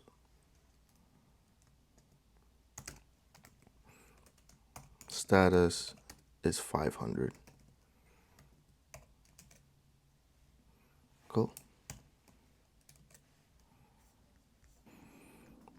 Now we're gonna state export async function. This is gonna be a post request. We're gonna say try catch. Within our try, we're gonna say const get user. So it's gonna be the same thing we did up here. Here we go. We're just gonna copy this, paste it in here.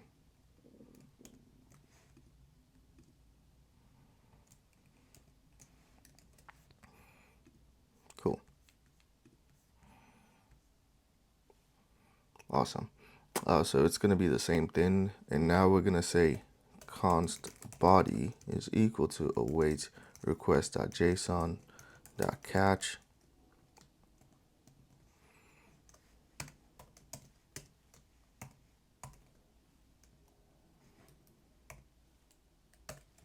Const frequency is equal to frequency dot has body dot frequency, then body dot frequency, else it's going to be daily.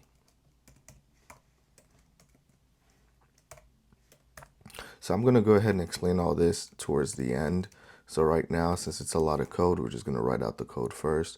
Sanitize topics, body.topics. Const paused is equal to boolean body.paused. Cool. Const. So we're going to ensure the local user exists. So we're going to say let user equal to await prisma.user.find unique where Kinde ID u.id. If there is no user, then user is equal to await prisma.user.create data Kinde ID u.id. Email u.email, else it's an empty string. Name is going to be u.given name, else it's u.family name. So then we're going to have u.given name, else it's going to be an empty string.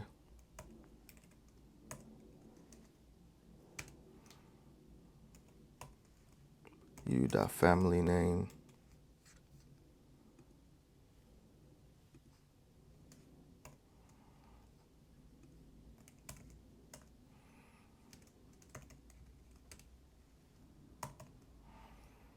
Dot trim.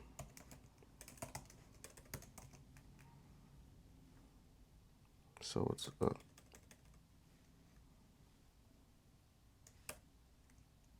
dot trim.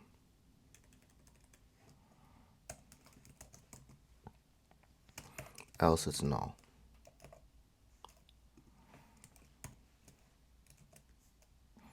There we go.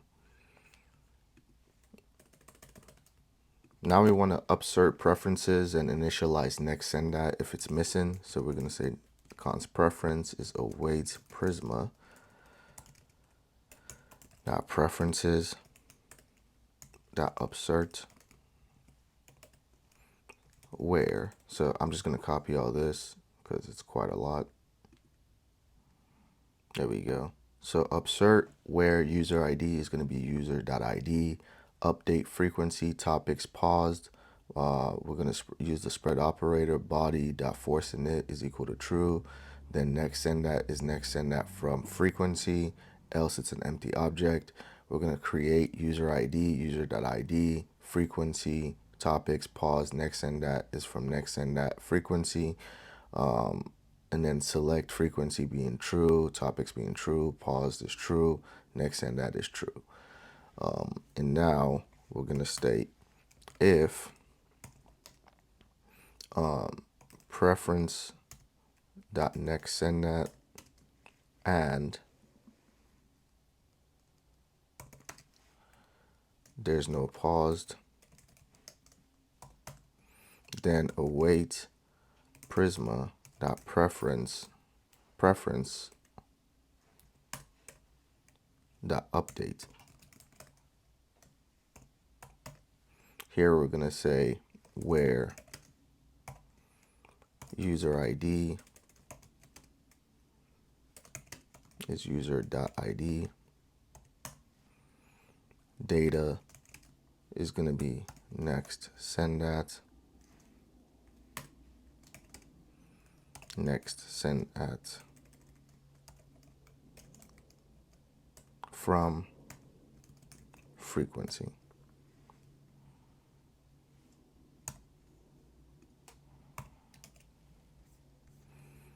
Now we're going to say let enqueued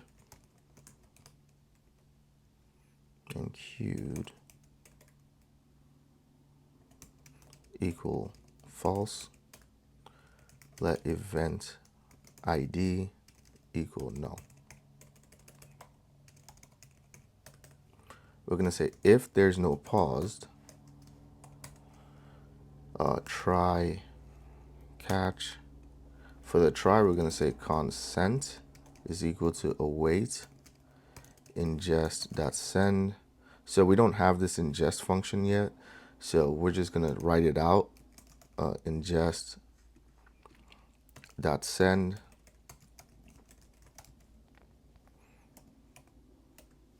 name is going to be scheduled dot newsletter.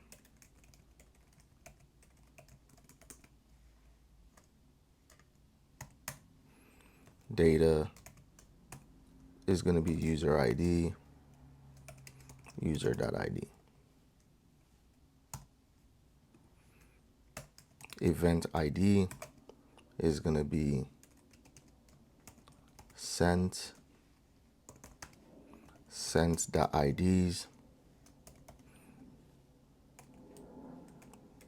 The first one, else it's going to be null.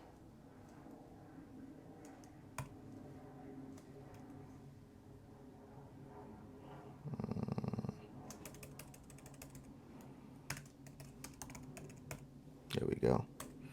And queued is going to equal Boolean, and this is going to be event ID.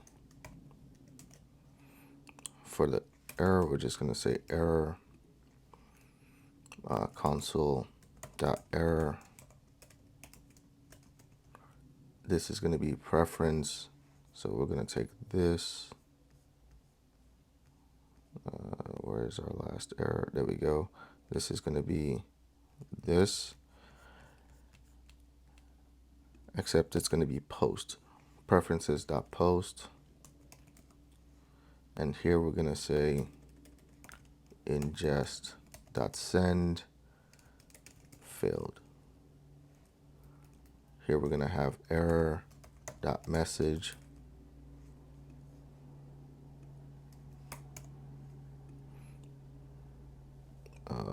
Else error.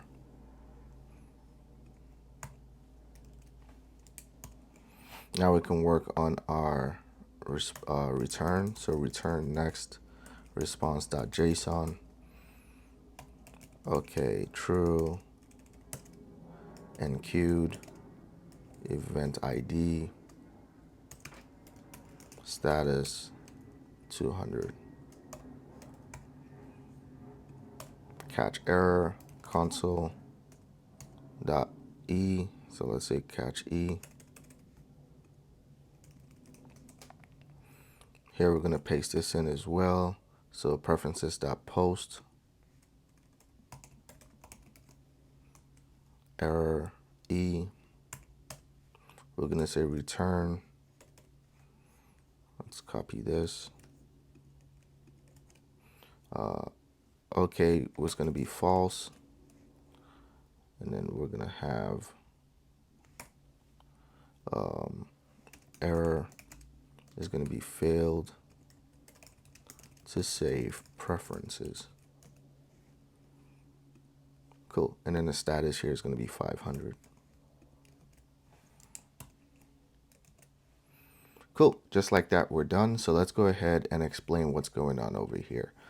So what are we doing in this file? So in this file, we're authenticating the user with Kinde. We're going to rewrite their preferences row in Prisma, in Postgres via Prisma. And then the last one is we're going to kick off one newsletter via ingest. Here, what we're doing is we're getting a new set of daily, bi-weekly, monthly. And then with this topics here, we're just going to clean the topic text. We've already talked about this earlier. So we're going to split by comma. We're going to trim, drop entries, deduplicate. We're going to join back to an array with the comma. And we're going to cap it to 600 characters so we don't have giant blobs within our topics. And then for our get function, what we're going to do is we're going to look up the local user the local user role by Kinde, and then we're just gonna pull just the fields that we need, including the nested preferences. So that's what we're doing here. And then what we're gonna do is if the user exists, so if the user exists, we're gonna return their preference or null if they haven't saved any yet. And now, let's see, where is it? Where's the last one? Okay, post. So that was get, and this is post. So I thought I did the post first. So now what we're doing here is we're gonna check, we're gonna do an auth check again. So that's what this is doing. So we're doing an auth check to make sure the user is authorized. And then down here within the body, we're gonna parse the JSON body. We're gonna validate frequency with a fallback to daily if it's invalid. And then we're gonna clean up topics again using sanitized topics. And then paused is gonna be coerced to a Boolean. So that means if pause can either be true or false. And then now, where are we? Let user, there it is. So now we're gonna ensure that the local user exists. So here, if this is the first time we've seen the Kinde user, we're gonna create a user role now. And then for preferences here, we're gonna upsert preferences and initialize next send that if it's missing. So upsert just means if there's a preference exists, if a preference does exist, we're gonna update it, else we're gonna create a new preference role. And then on create, we want to make sure we have the next send that. We have this next send that anytime we create. On update, we need to reset next send that. So where's our update? There it is. So on our update, we need to reset next send that if force init is explicitly true. And then if there's no preference, .next send that, and there's no paused. So here what we're doing is we're double checking to see if next send that somehow ended up empty and if the user isn't paused. And then we need to initialize it if that occurs. So here, where are we? Let enqueued equal false. And so here, if the user is not paused, try and enqueue a one-off newsletter job at the moment, and the worker will look up preference/topics from the database and then send the email. We haven't configured ingest yet, but if it's not configured properly, we catch and log the error, but still return OK true, so the user can show saved but could not enqueue. So we're going to be able to save the preference, but we're just not going to be able to send the newsletter. And then return next response.json. So we're going to respond with whether we enqueued and the event ID if we have any. And then the front end uses the enqueue to pick up the success message. And then that's pretty much it.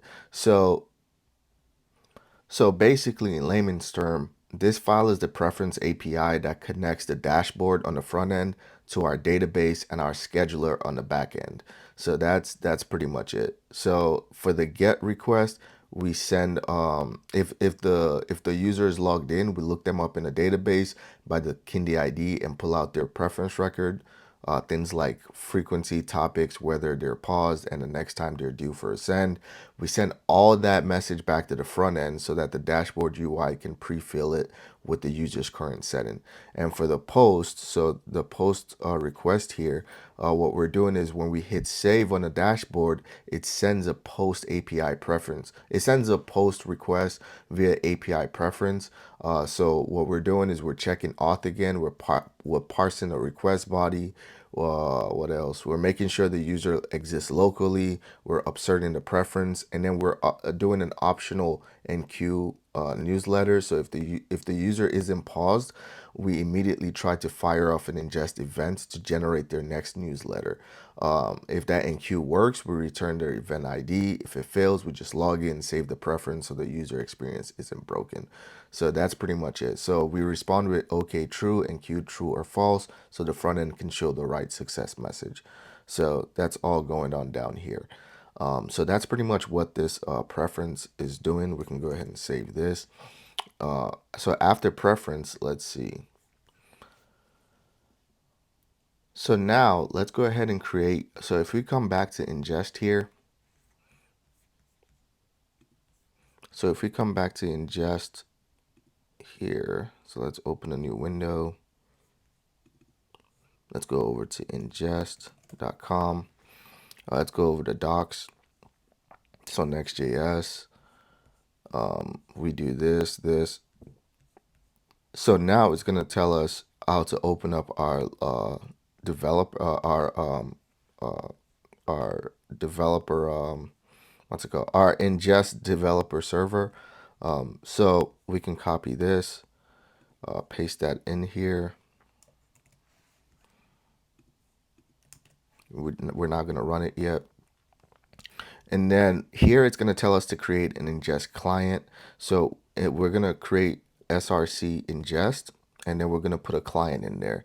So let's go ahead and do that. So src, new folder, ingest. So it's rename it. So this is going to be ingest. We're going to create a new file, and this is going to be called, was it client.cs? Let's see, it was client.cs, yes. And then we're just going to copy this, paste it in there, and this is going to be called newsletter YouTube. Awesome. And then it's going to tell us to create this API route handler. So we're going to copy this. It's going to be, let's do this.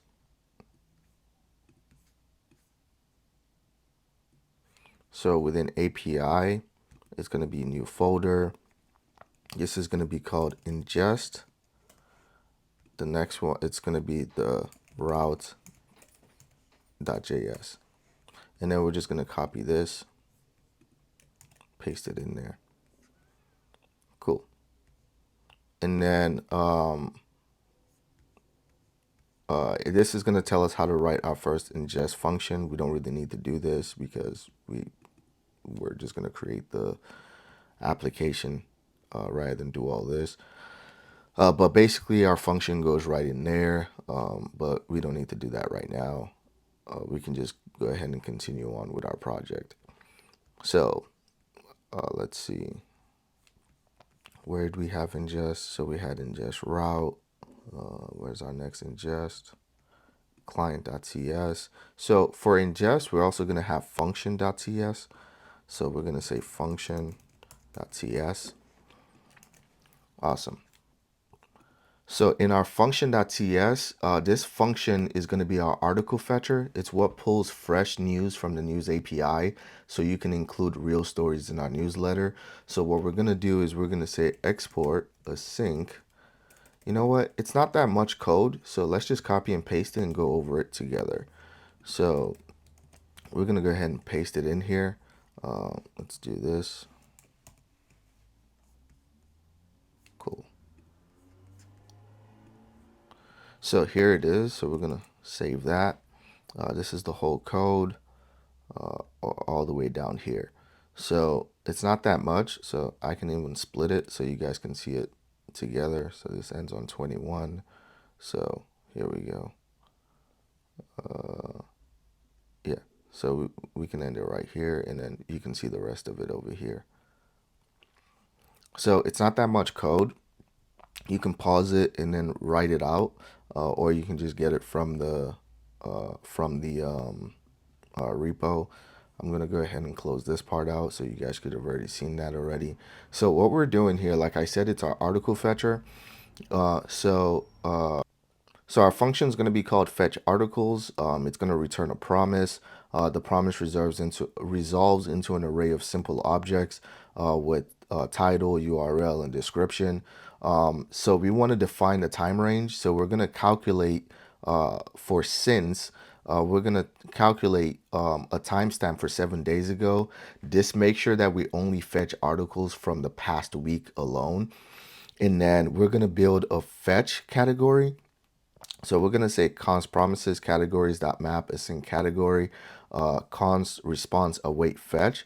And here we're going to say https newsapi.org version 2 everything. Q is the query. We're going to encode URI component category from our since is our 7 days. So from 7 days cutoff, we're gonna sort by published at. So get the newest articles first. Our language is going to be English. The API key is going to be pulled from news API key. So like that's why I said we did all our API keys at the beginning. So that way we don't have to go back to .env and pull from there. So now we're going to handle our bad response. So if news API doesn't return a 200 OK error, we're going to log this error, failed fetching for this category, and then we're going to skip this category. So we want to be able to parse the results. So we're going to say const data is equal to await response.json. So here we're parsing the data, we're parsing the JSON, and then we're going to grab only the first 5 articles here. So we're grabbing the first 5 articles. We're going to map them into a simplified object. So the fallback is going to be no title. So if we're going to get the title, article title, and if there's no title, the fallback is no title. The fallback for URL is going to be null if there's no article.url. The description is going to be no description available if the description is empty. And then we're going to return all our promises. So we're going to wait for all our fetches. So we're going to return them. And then we're going to flatten the array of arrays into one single array of articles. And then that's what we're going to return. So that's pretty much all we're doing here. So this helper basically goes out to the news API and pulls articles from whatever categories we pass in. It looks back 1 week, grabs the latest articles, and keeps the first 5 for each category. Each result is normalized into a simple object with a title, a URL, and a description, with each sensible fallbacks if there's anything missing, such as null, etc. We run all the fetches in parallel for speed, and then we flatten the results into a single array that we can feed into our newsletter generator. So that's all we're doing here. So the next thing we want to do is we want to create our news.ts.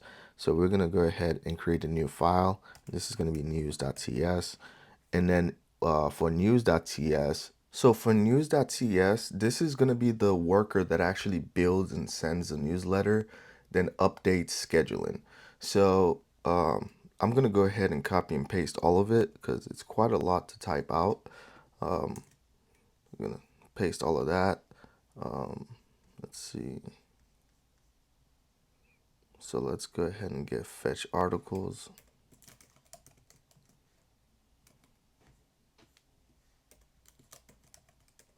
Import fetch articles. There we go. So here's the whole thing. I'm going to scroll down on it so you guys can see what's going on.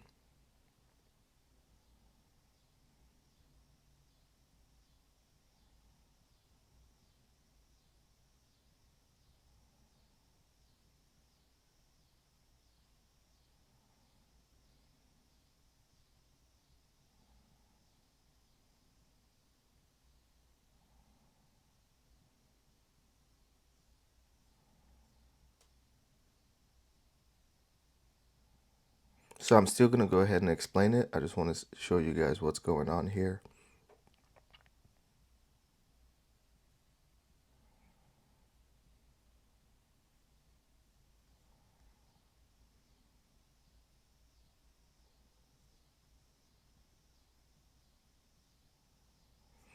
Awesome.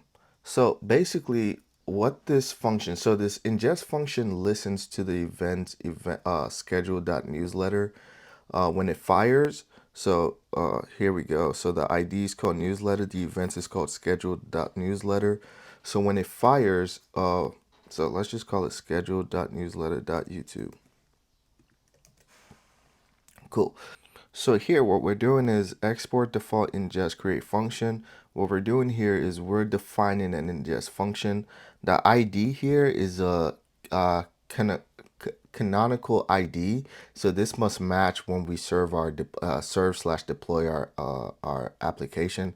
So here, the event is telling ingest which event name should trigger this function. So ours is going to be schedule.newsletter.youtube. So that's what the event does. Here, const data. So what we're saying is we're going to pull the event payload safely into a typed object, and then let internal user ID equal data.user ID else null. So we prefer direct Prisma user ID if it's not already in the event. So here, if there's no internal user ID and kinde.data.id, so if we don't have a user ID but do have a kinde ID, then we want to run a run a traced step to look up the local user row by kinde ID, selecting only the internal ID. So that's what we're doing here. So we're selecting only the internal user ID. So if found, so if the internal user ID is found, we're gonna capture so if the ID is found, we want to capture that internal ID, except we want to keep it as null. If there's no internal user ID, so if there's no notable, if there's no usable user, we want to log and exit quietly with nothing to do. So down here, load preference and user. So we want to run a trace step to fetch everything you need from the database. Fetch preference and user in parallel. So this one makes it faster. So that's why it's going to be, where is it? So the promise, await promise all. So we're fetching both the promise, we're fetching both the preference and the user in parallel. And then we're going to return the preference and the user. So here, if there's no preference yet, skip the sending. If the user is paused, skip the sending, and if there's no recipient email, skip the sending. So that's what this is saying here. So next, what we want to do is, so now what we want to do is we want to fetch all the articles. So we want to fetch the recent articles for the topics in a trace step. So we're going to be using our AI here. So we're going to make sure you write it this way: const AI await step.ai.infer summarize news. So what we're saying here is ask the LLM to write a concise section plain text newsletter summary, feeding it the topics and the articles list. So here we're going to say the model is step.ai.models.openai, and the model we're going to be using is GPT-4o. So this is how we speak to our LLM basically. So the body is going to have the messages, the role is going to be system, and we're going to tell it, so we're going to tell it that it is the role is system. We're going to tell it you're an expert newsletter editor, produce a concise, engaging section newsletter body, no HTML, just plain text. Include short headers and bulleted takeaways, and with 3 to 5 quick links. So the role as user, we're going to say content, create a newsletter summary, topics, articles, and we're going to map through all the articles and join them as a string. And now body text, AI choices. So here we're getting the summary, and this is how you get the summary from OpenAI. If there's no summary, we're gonna say no summary available, and then that's how we get the subject and the HTML. So the subject, we're gonna get a subject line based on the frequency and today's date. So that's what we're doing here. And then the HTML, we're going to turn the plain text into styled HTML that plays well in email clients. So we're going to scroll down here to const issue. So we're going to create an issue row as a snapshot of what's being sent. So the title, the subjects, the topics, the HTML, and a meta JSON blob. And we're just going to return the ID that we'll need for delivery. So that's what we're doing here. So with delivery status, so we're gonna assume the success. We're gonna assume success unless we catch an error. So either we get a sent. So we're gonna assume that it's all been sent. We're gonna assume that it's all been sent, except if there's an error that we get. If we catch an error, So let's come down here. So if we catch an error, then we want to mark the status and capture the error for the login/audit. So that's what we're doing here. So we're gonna say the status is failed, and the delivery error, we're gonna have it as the message, and the or string is error. So we're gonna mark the error here as delivery error. So const date now. Const now new date. So this is the timestamp for the attempt for the email. For recipient email, we're gonna take a snapshot of the recipient email, and then for the recipient name, we're gonna take the snapshot of the recipient name as well.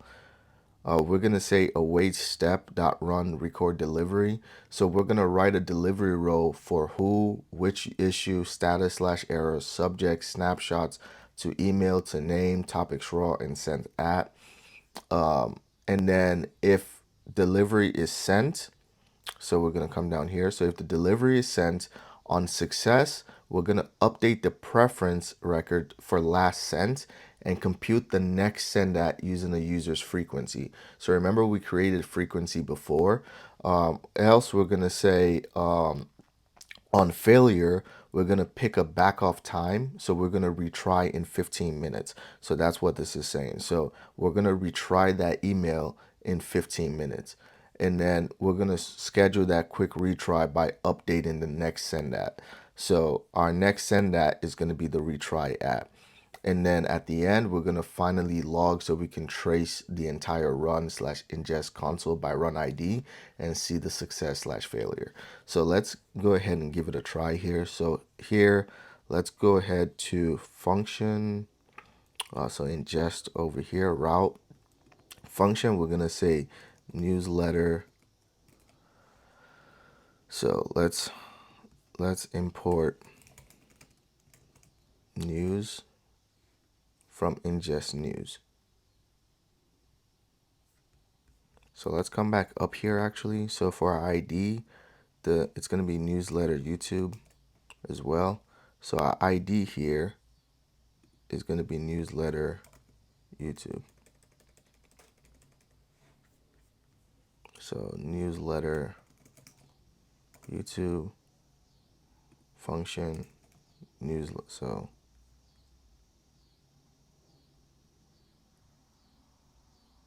there we go. So it'll be newsletter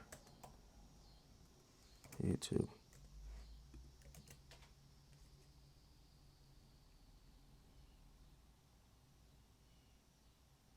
So what's going on here?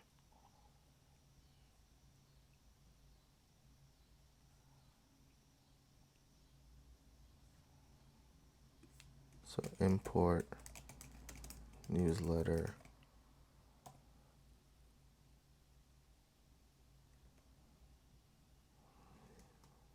So let's say newsletter YouTube from at ingest/news.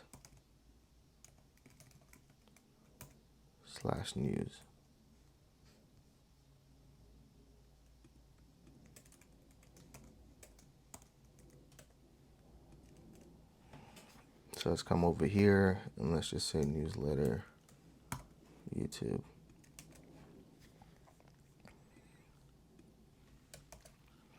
Cool. All right, so let's see if we can test this out. So let's open this up. Let's open this up. Oh, so let's bring this down here. So now that this is running, let's go ahead and see newsletter. Oh, let's open up our local server.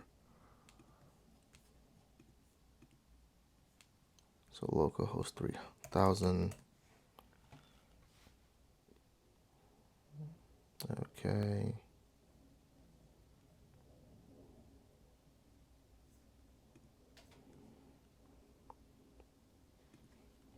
Okay, so we have this error here. So let's see, ingest news.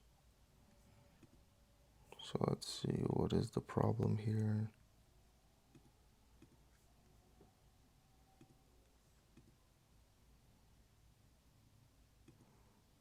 There should be a backslash.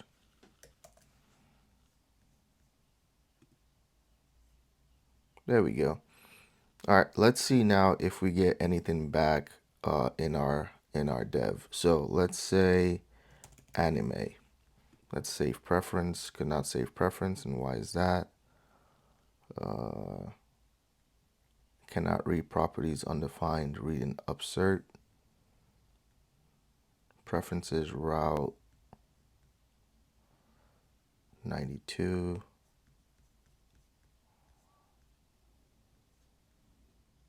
There we go. So we did not import Prisma. So import Prisma. There we go. And we also want to import Inngest.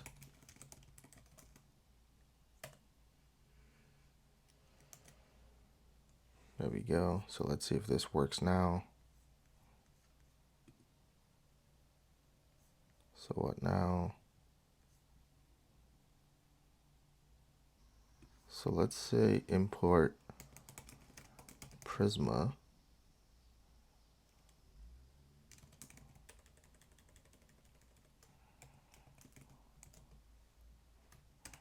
from at lib/Prisma,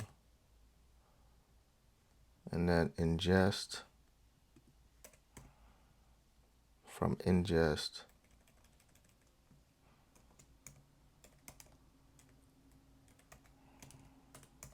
client. So let's try it again.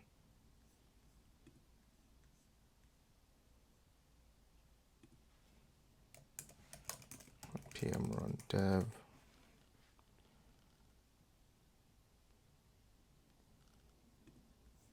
Let's refresh this.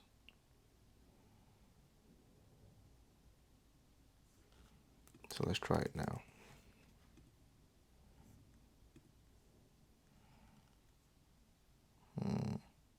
Oh, so this should be .preference.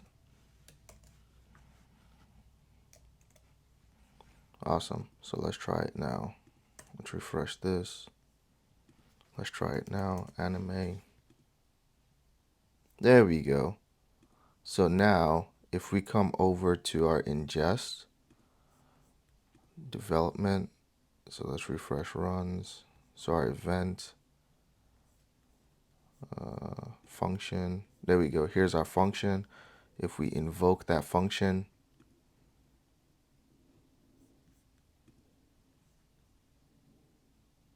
let's see what's going on.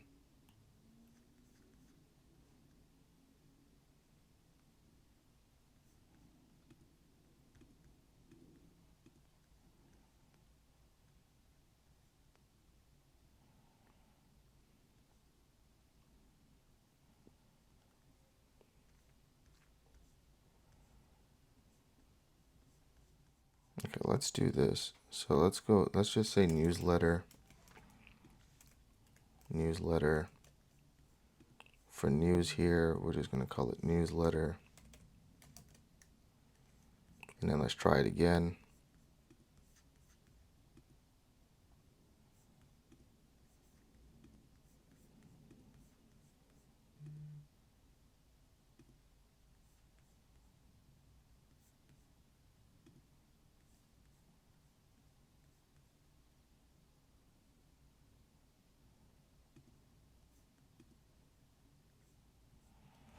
So we have a problem here somewhere. So let's change this to just schedule.newsletter.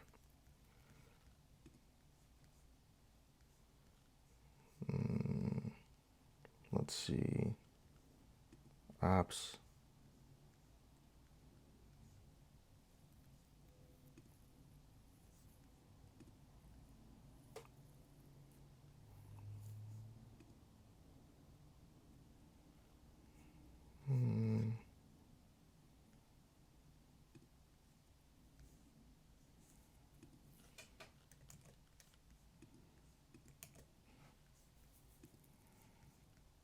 So apps, newsletter, YouTube. So it auto detected that. That's great.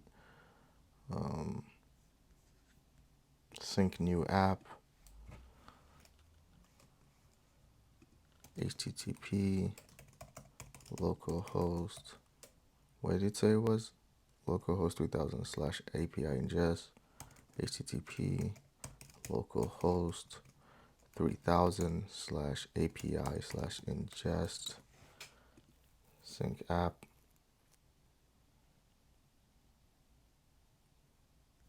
View function, newsletter YouTube, invoke.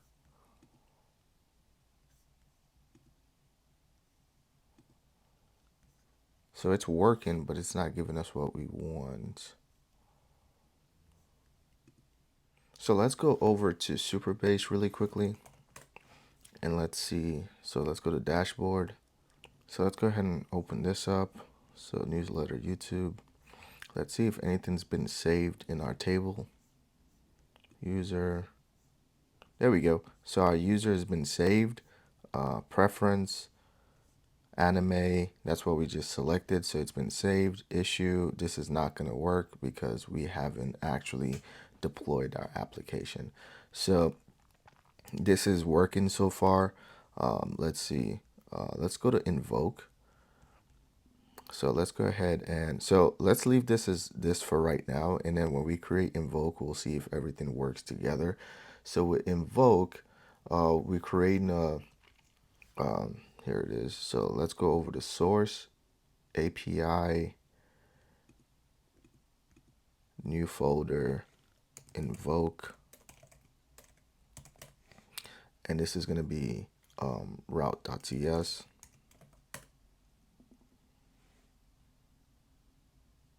Awesome. And with invoke, here's where we're going to send our newsletter. So this is where we're going to be able to see it within within our ingest development. So here we're going to type it out. We're going to say export const runtime is equal to node.js. We're going to say export async function is going to be post. Request is going to be request. Here we're going to say const get user is equal to get Kinde server session. We're going to say const u is going to be await get user. If there is no u.id, then we want to return next response.json with an error unauthorized. So this is basically boilerplate. We've been working on this. We've been doing this forever. Status here is going to be 401, so it's a front end error. Const body is equal to await request.json. So we're going to parse in that body.catch.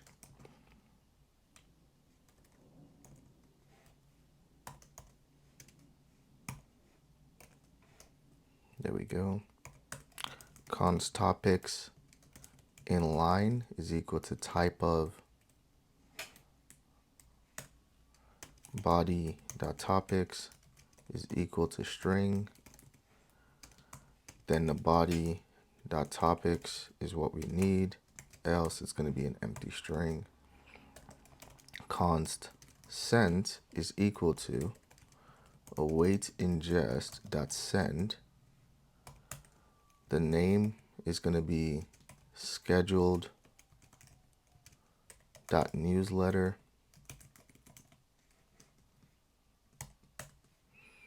Data is going to be Kinde ID, u.id, topics inline.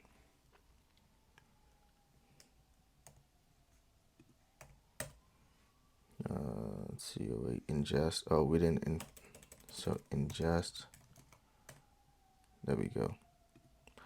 And then here we're going to say const event ID is equal to sent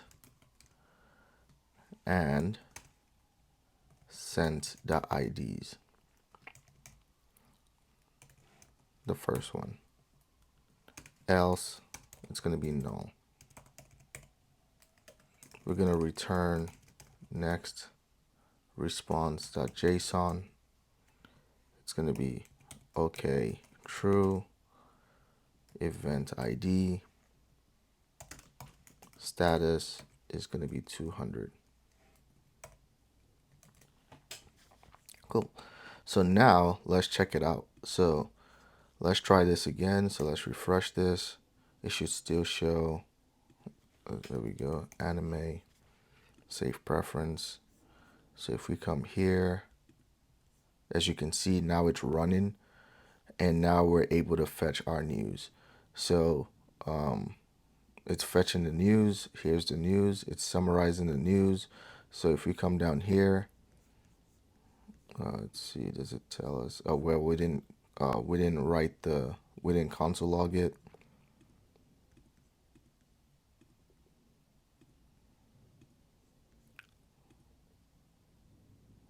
So there we go. So now if we come over to newsletter,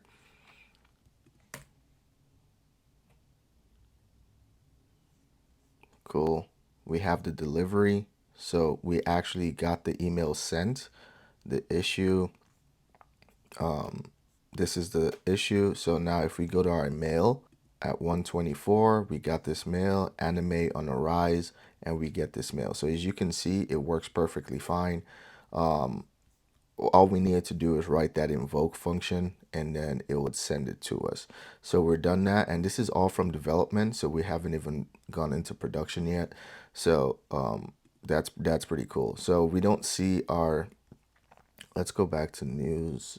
Let's go back to newsletter here, the news. Let's see, are we able to console log? Okay, so all this, yeah, this, we can just hit fix. And I'm pretty sure this is due to just TypeScript.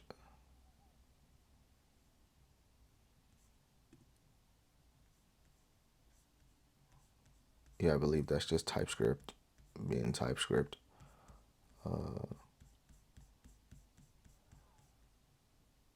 Okay, yeah, so if we come over here, it's because of TypeScript. So mode resolution, this should be bundler.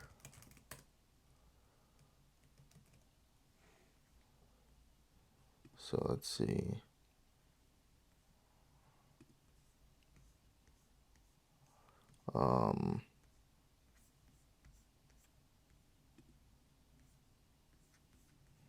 So here, let's have this base URL. It's going to be a dot path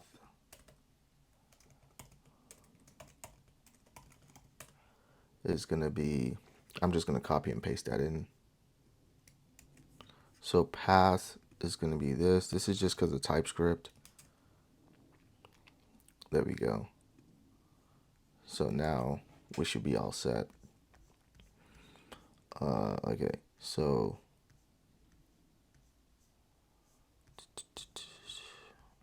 if we actually want to see the news that we ran here, so as you can see, when we click summarize news, we don't really see anything. What we can do is after body text, where's body text?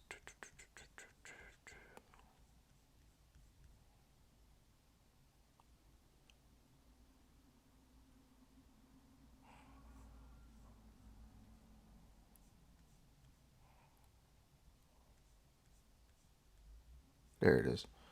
So after this,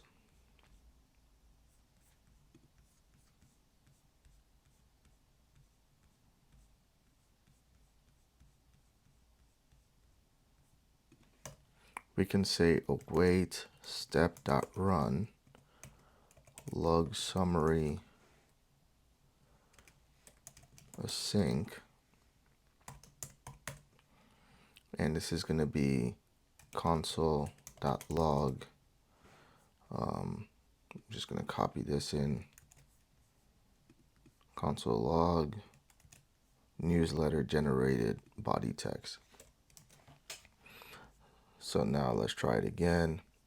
So newsletter, let's try something else. PlayStation Save preferences.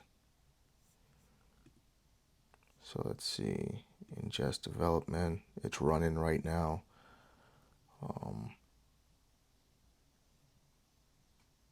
So it's still fetching, summarize news, fetch news.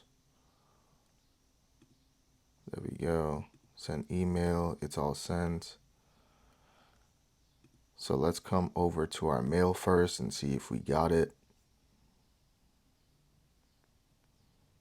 So let's give it a second here. It should have sent. There we go. And this is PlayStation News Roundup. We can close out of this, quit our mail. And then if we come here, there it is. We can see our email here. PlayStation News Roundup, and this is what we got. So this is pretty much it. Now all we have to do is, so let's close out of this, and let's close out of this. So the last thing we're going to create is our scheduler. So this is going to be called scheduler.cs. And what this does is it's an ingest cron function that runs every 10 minutes. So it finds users whose preference.nextSendAt is due or it's missing. It locks these rows so no other worker touches them. It enqueues one scheduled.newsletter event per user, and it repeats it in batches on there until there's nothing left to do. So I'm going to copy and paste it in here, and we're going to go over it together. And I'm copying and pasting just because it's easier to do and explain rather than just typing it all in, because that way we're just wasting a bunch of time when I can just be using that time to explain. So here, this is what this looks like. So you can go ahead and pause it. So I'm going to start from the top here. You go ahead and pause it, and then I'm going to bring it down here. You go ahead and pause that too, and then down here, and then that's the whole thing. So this is the bottom, this is the midsection, and this is the top. Cool. So what are we doing here? So the cron is basically saying when we should run this system, this function. The batch size keeps each loop bounded, and the lock window prevents double enqueuing if two schedulers overlap. So it's going to avoid double enqueuing during the overlap. Now, the function header, where is it? There we go. So this registers ingest function named newsletter scheduler that's going to trigger on the cron. Now is new date. So we're taking a snapshot of the current time for all comparisons within this run. So while true, we'll fetch due rows in chunks until none remain. So that's what this while true is doing. We're gonna find the due preference. So we're gonna pull up about 500 users who are not paused, and either next send that is now, or next send that is null. So if none, there we go. If none, we're going to console log scheduler has no due preferences, and then we're going to break. Lock until, basically what we're doing here is we're set each due rows next send at. We'll set each due rows next send that to this near future time as a temporary lock. That way, if another scheduled runs a minute later, it will skip these rows. And then for the lock user IDs, the key idea is to update many with the same due condition. It acts like an optimistic lock. So if there's another process already locked within this row, the condition will match and the count will be 0. If we successfully matched and updated, the count is 1. We own this user for this run. If we couldn't lock any of them, then we try the next batch again. Maybe new rows will arrive. And then for the last one, for enqueue step.run, what we're saying is for each locked user, fire an event that your newsletter worker listens to. These events fan out to generate content plus the email sender. And then for loop control, if due length is less than batch size break, if we got fewer than a full batch, we're probably done. Otherwise, loop again to grab the next chunk. So this part is easier to just copy and paste and know that basically all we're doing is creating this scheduler that runs automatically every 10 minutes. So its job is to look at the database, find who's due for a newsletter, lock them, send an event to generate their newsletter. So the cron is the timer. It's every 10 minutes. The batch size just says don't grab more than 500 users at once. The lock ahead minute says when we pick a user, we push their next send forward by 10 minutes to stop duplicates. And that's pretty much all we're doing. So everything else is kind of just, if you understand cron, cron is something that I'm still working on. So I'm able to just explain it in such a in the way I explained. So basically the scheduler runs every 10 minutes. It looks at the database for users who are due, locks them by pushing their next send time forward, and then queues a new scheduled newsletter event for each user. That event kicks off the actual newsletter generation and email sending. We then batch in groups of 500 so the scheduler never overloads itself, and we lock rows so no two schedulers send the same user twice. That's pretty much all we're doing here. So with all that, that's pretty much it for the project. Now all we have to do is all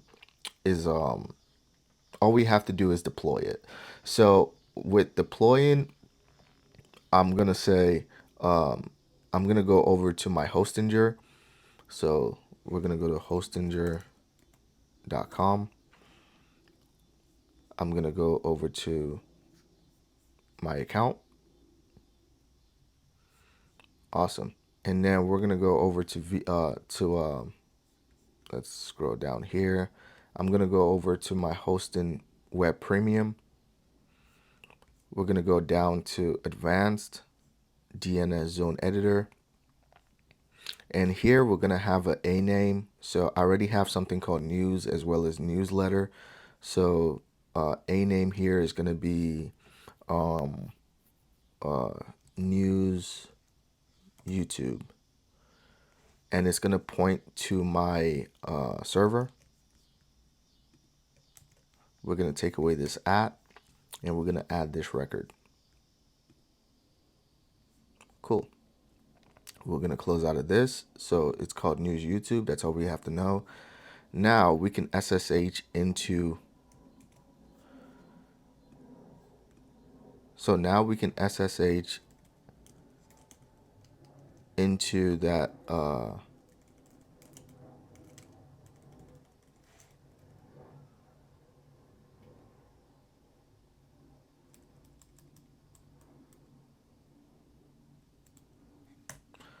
So now we can say SSH into my root, into my application. So SSH into root. SSH into root at. There we go. We can clear out of that. And now we are going to create make directory news YouTube. We're going to clear out of that. And then what we need to do first is push all of this. So we can finish this out.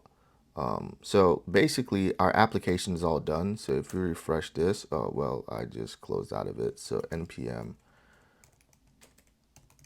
run dev.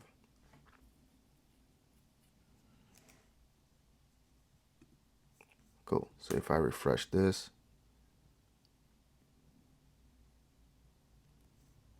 awesome. So dope. So basically,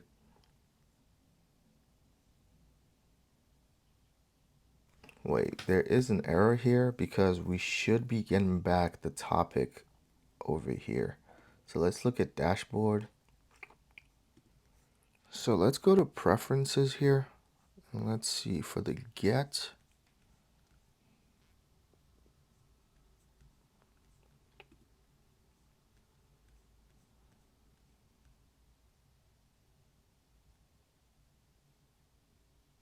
So there should be preference.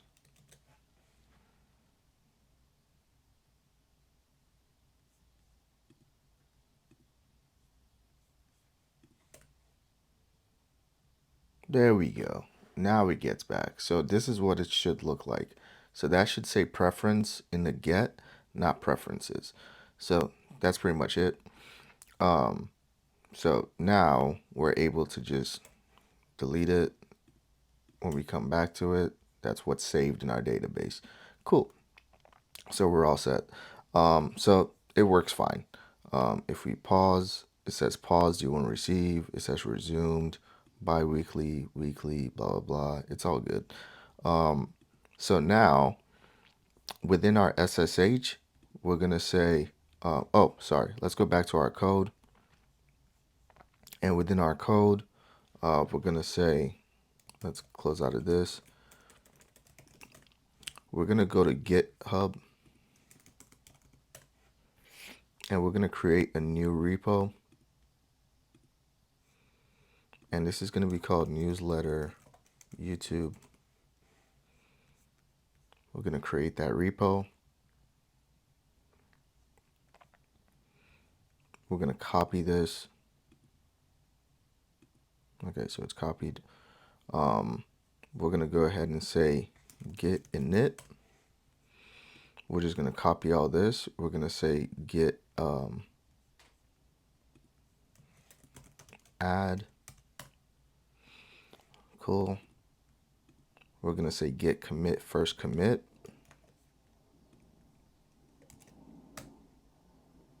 Cool. We're going to have git branch main.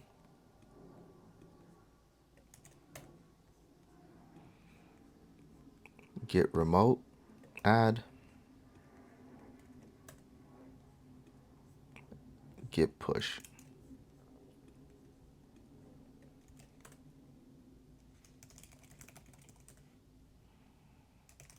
We're going to clear out of that. Awesome. So now that's done. So now we can come in here, ls, and this is going to be news. Did we call it news YouTube? Yeah, news YouTube. Oh, cd news YouTube.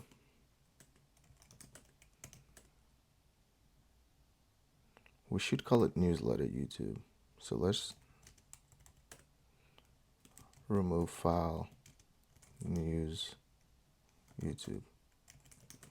So make directory newsletter YouTube. There we go. So now we can say cd newsletter YouTube. We can go ahead and git clone. Oh.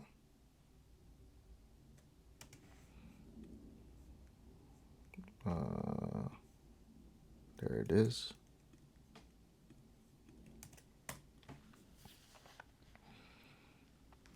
Cool. So we go ahead and git clone that. Clear out of that. ls cd newsletter YouTube.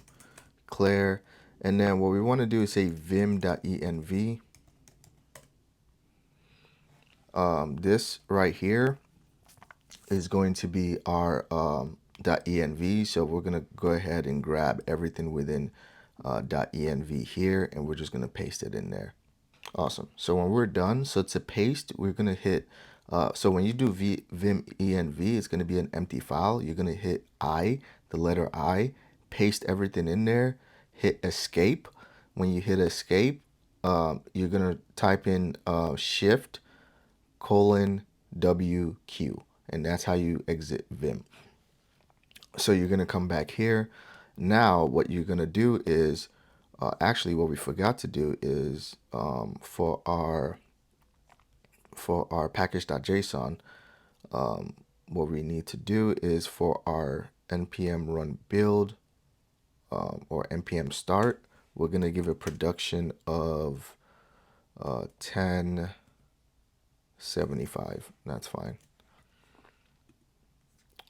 So now we just have to come back here, git add, git commit, production host, production server, host, and then we're going to say git push.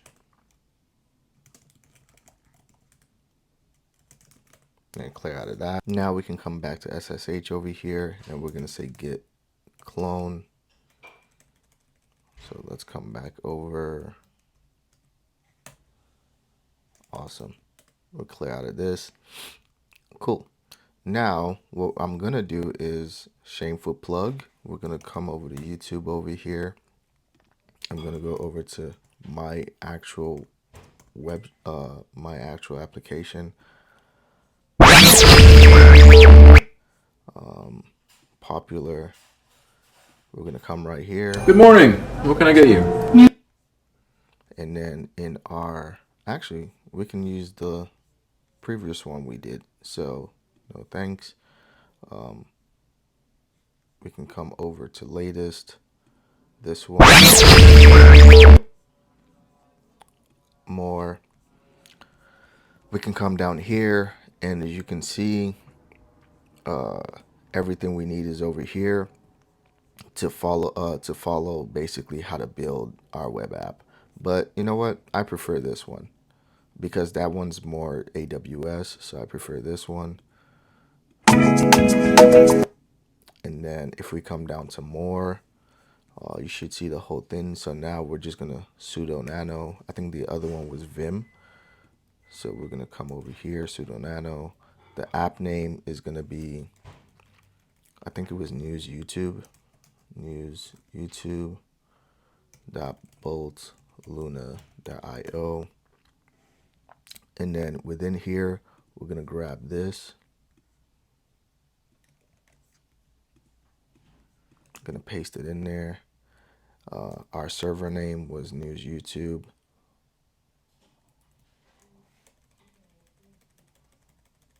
News youtube.bolt.luna.io.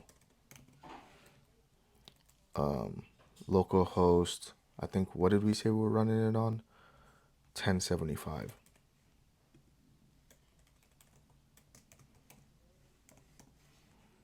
Let me go ahead and save that. Cool. So we're gonna go ahead and save that. Exit, save, enter, and then let's see what's the next step.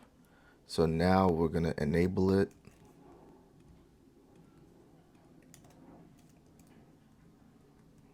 So the app name is gonna be what's it called? It's gonna be news youtube.bolt.luna.io. Awesome. So that works. And now we're gonna run the test.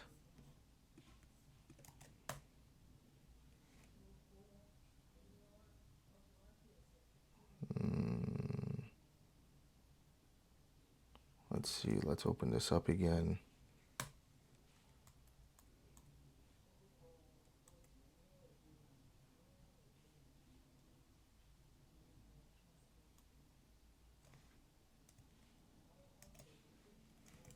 Clear out of that, that's fine. And now we want to run build. So npm run build. Oh, wait, why not? Oh, npm install.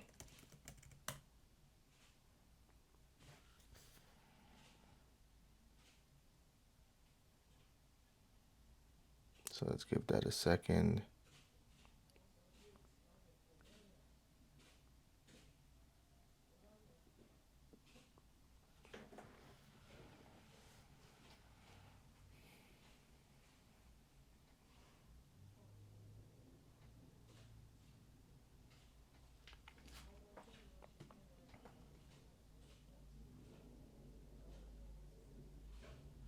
We're gonna clear out of this and then npm run build. So let's keep our fingers crossed that this runs.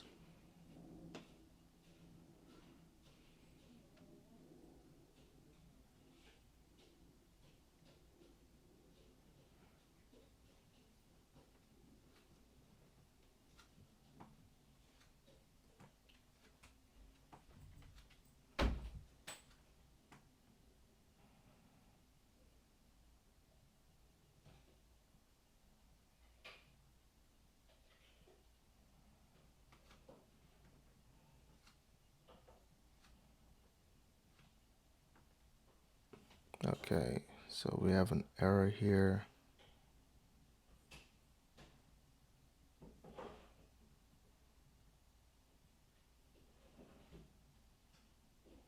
Auth after page.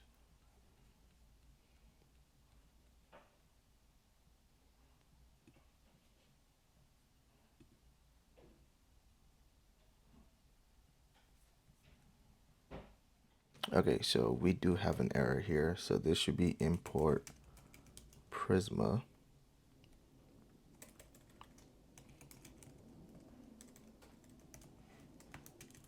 from @/lib/Prisma. So let's see if this is why the error occurred. So git commit, git add, git commit, message, Prisma, git push.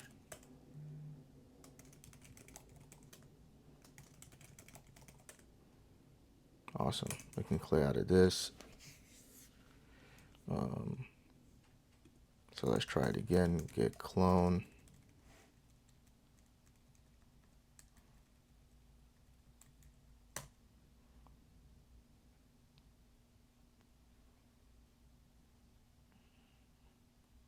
Okay, what's going on now?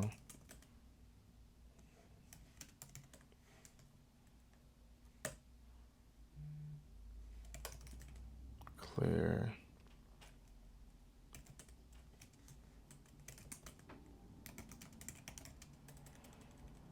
Oh, not clone, git pull. And then we can say npm run build. So let's try it now.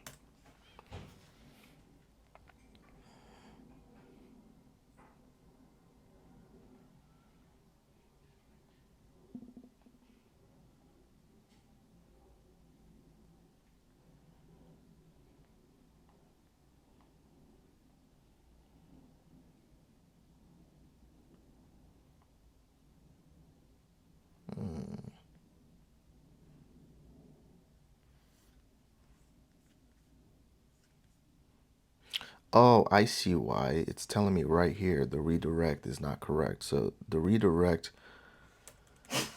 should be import redirect from next navigation. That's why. We got to be able to read. So git commit, git add, git commit, next nav, git push, clear,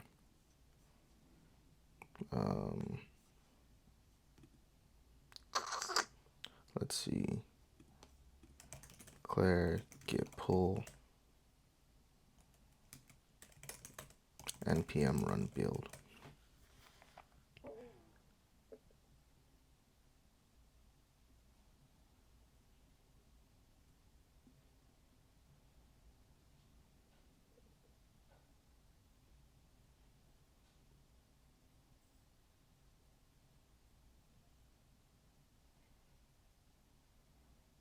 There we go.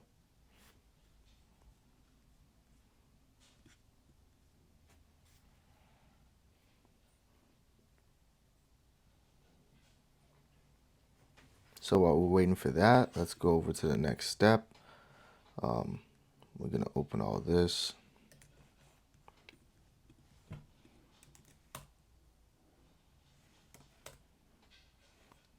Cool. We're going to get the SERP bot for this. So HTTPS. This is going to be .io. News YouTube. News YouTube boat. News YouTube.boat luna.io.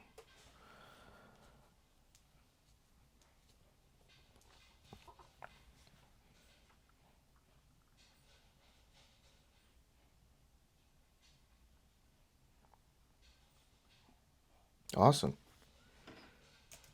Clear. Now we can say PM2. Where is it? So now let's come back over to this. Let's see.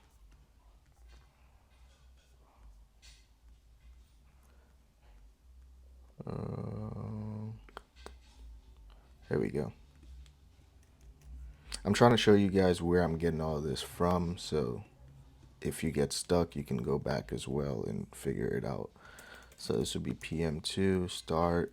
The name will be News YouTube. Cool. So let's go over to News YouTube. So let's close out of this. News youtube.boltluna.io. Awesome. Okay, so now this isn't gonna work. So we have to come over to Kinde. And then Kinde.com. We're gonna go over to that application. So Newsletter AI. Which one was it? Oh, this is not good.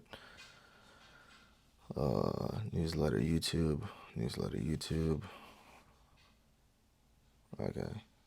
I'll be right back. Okay, so I was able to find the right one. So when we come down here, what we want to do is, you know what? I'm gonna open a new.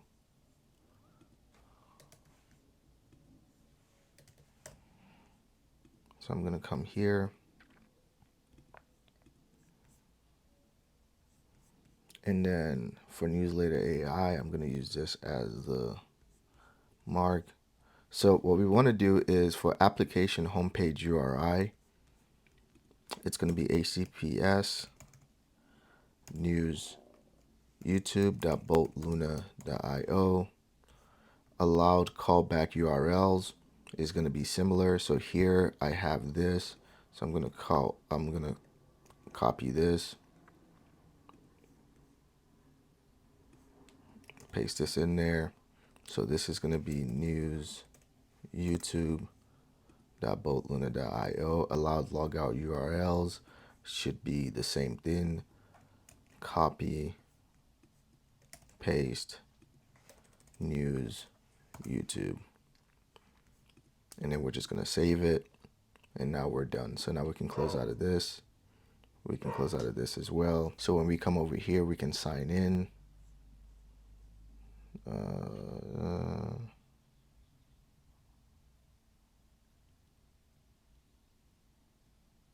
So we can add this as well.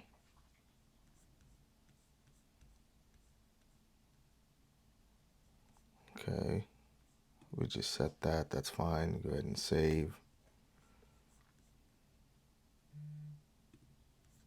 So let's try it again. News youtube.boltluna.io. We're going to sign in. Yeah, I figured as much. So we can close out of this and close out of this. Now we just gotta, we can close out of this as well. Now we just gotta work on our Kinde. So that's the problem with Kinde. When you switch from localhost, it does do that. So I know why. So in our .env, we have Kinde site URL is localhost 3000. So the site URL should be HTTPS. So I'm just gonna paste this in there. So it should be news YouTube. There we go. And then we're gonna copy this as well. And then for the logout redirect, we're gonna do the same thing. It's gonna be this as well. I'm gonna save that. And then for the login redirect, it's gonna be this.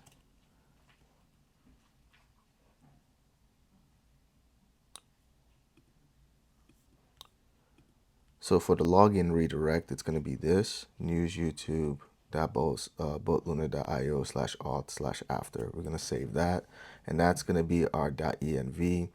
We're going to go ahead and copy all of it, close out of it, and then we're going to come back to vim.env here. So I'm going to open up my vim.env, and I'm going to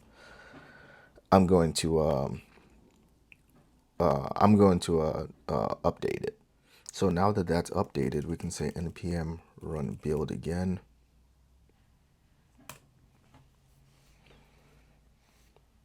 And then now we should have it working.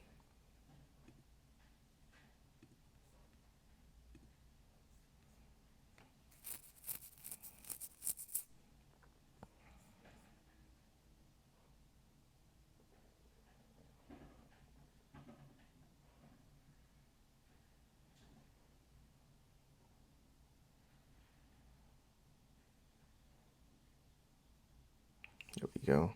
So we can say pm2 list. News YouTube is 15, so we're going to say npm restart 15.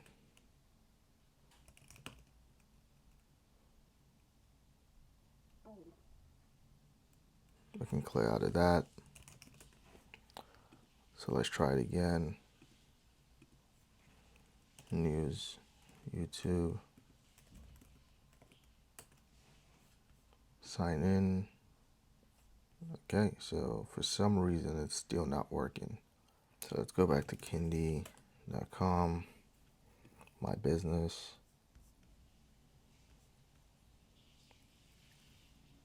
newsletter, YouTube.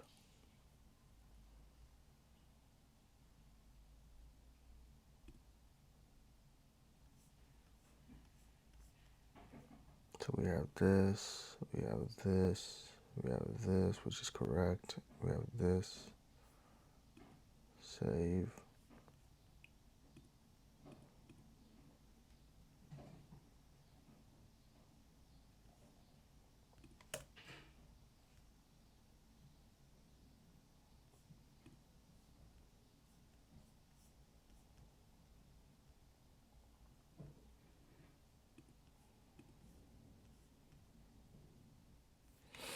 Let's try it again, kinde.com, news, YouTube.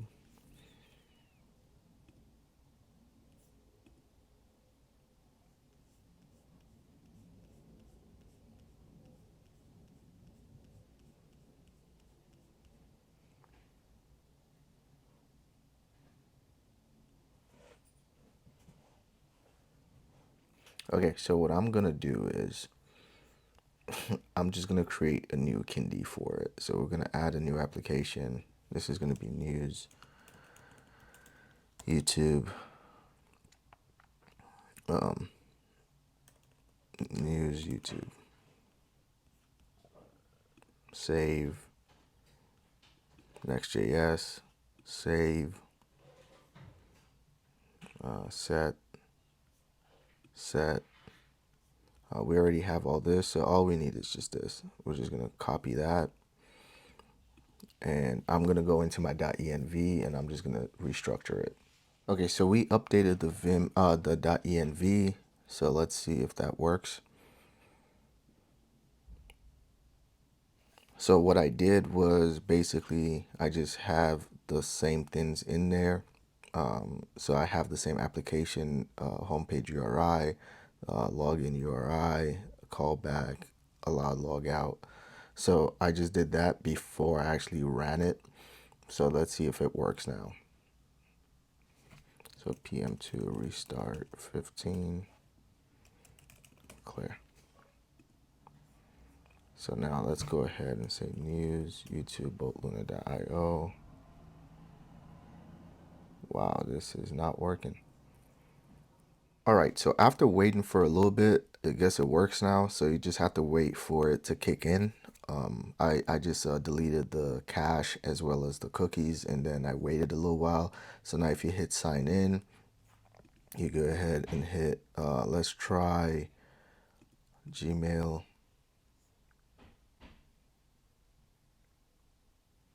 Let's see, actually, let's create one. So let's go back. Let's sign in. Let's go over to create one. So this is going to be a, last name is OY, email address is Gmail. So it's going to send me a one-time code. So after pasting in that one-time code, I'm signed in. Let's see Supabase really quickly. If we sign into Supabase,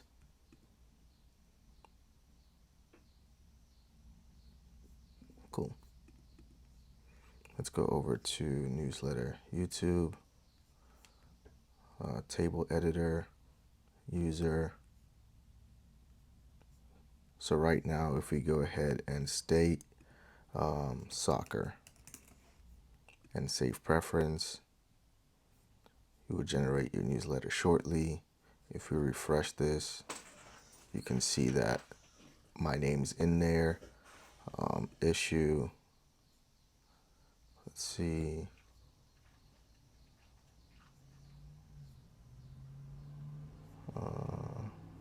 delivery, sent.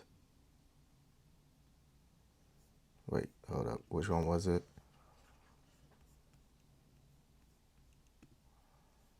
So let's refresh this.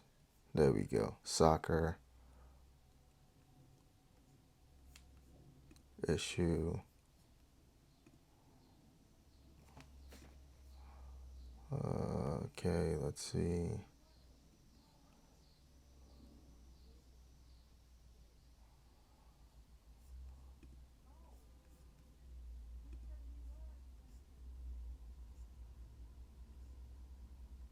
Interesting. So let's see.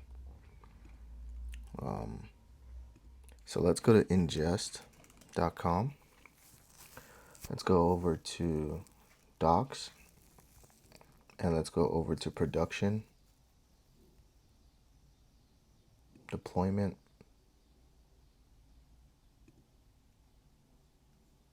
So deploy on any platform or runtime.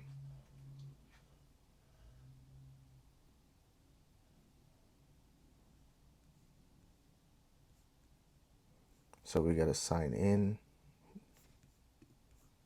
So you can go ahead and sign up. I'm going to go ahead and sign in.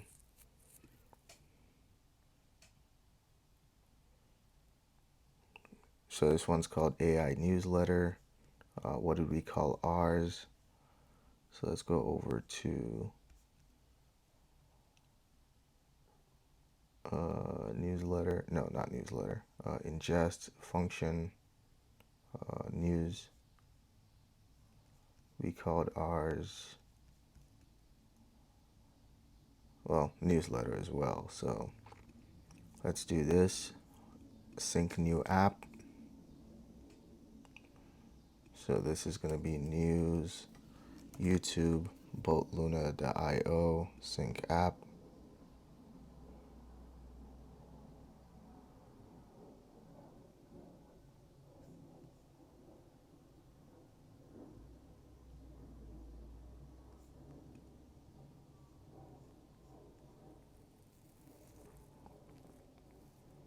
Awesome. So now, let's see how it runs. Now let's try it again.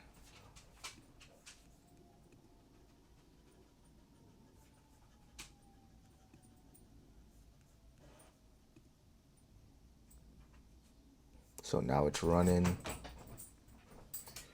It's fetching the news.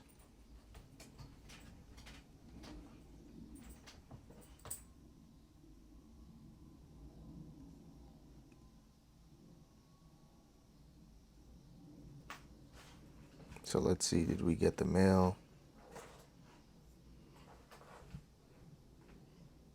There we go.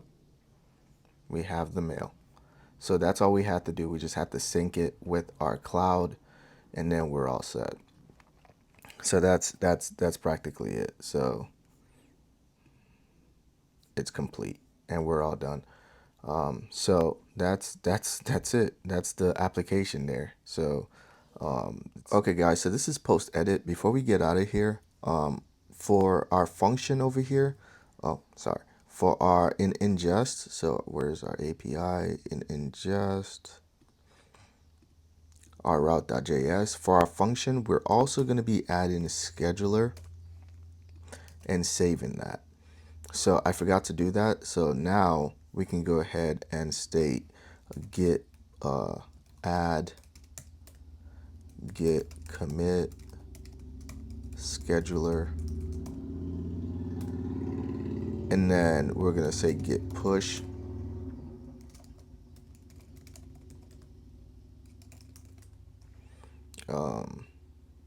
Awesome. So now we can git pull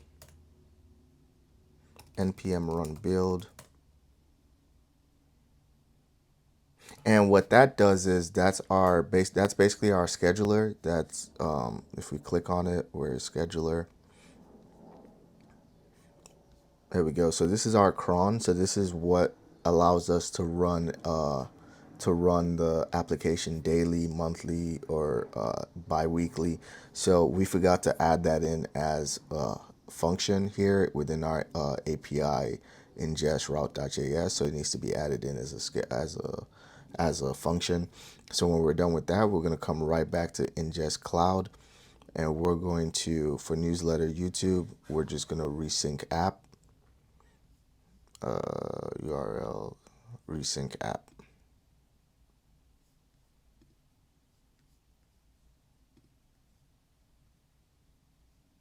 So let's do this first. PM2 restart 15 clear.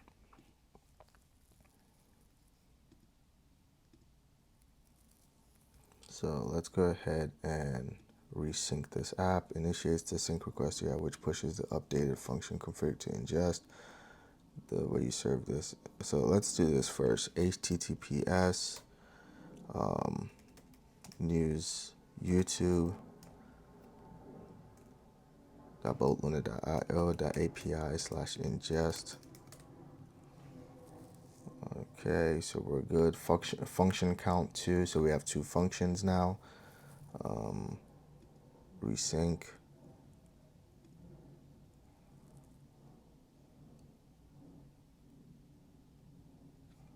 There we go. So now we have 2 functions found. So newsletter scheduler and newsletter. So we're all set. So it should still work perfectly fine. So let's try it out. Soccer. Let's say basketball. Save preference. Cool. So if we check this out, our runs, we should be running both the newsletter scheduled, and so we should be good.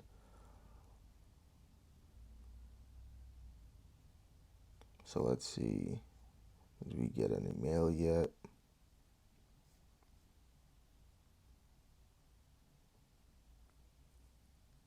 There we go. Basketball embedding. There we go. And then we can close out of this. Quit mail. And yeah, so if we go to Supabase and we refresh, you can see it right here, basketball. The user, cool. And the preference, basketball. Cool. So it shows you the next send time. So last send time, next send at. So that's pretty much it. Let's go back to this. So if you guys like this video, don't forget to like, comment, and subscribe. We're almost at 1,000 subscribers, and it will help our channel so much if we can get to that 1,000 subscribers. Once again, don't forget to like, comment, and subscribe, and also share the video with others you think will enjoy the video. With all that said, I'll see you guys on the next one. Peace.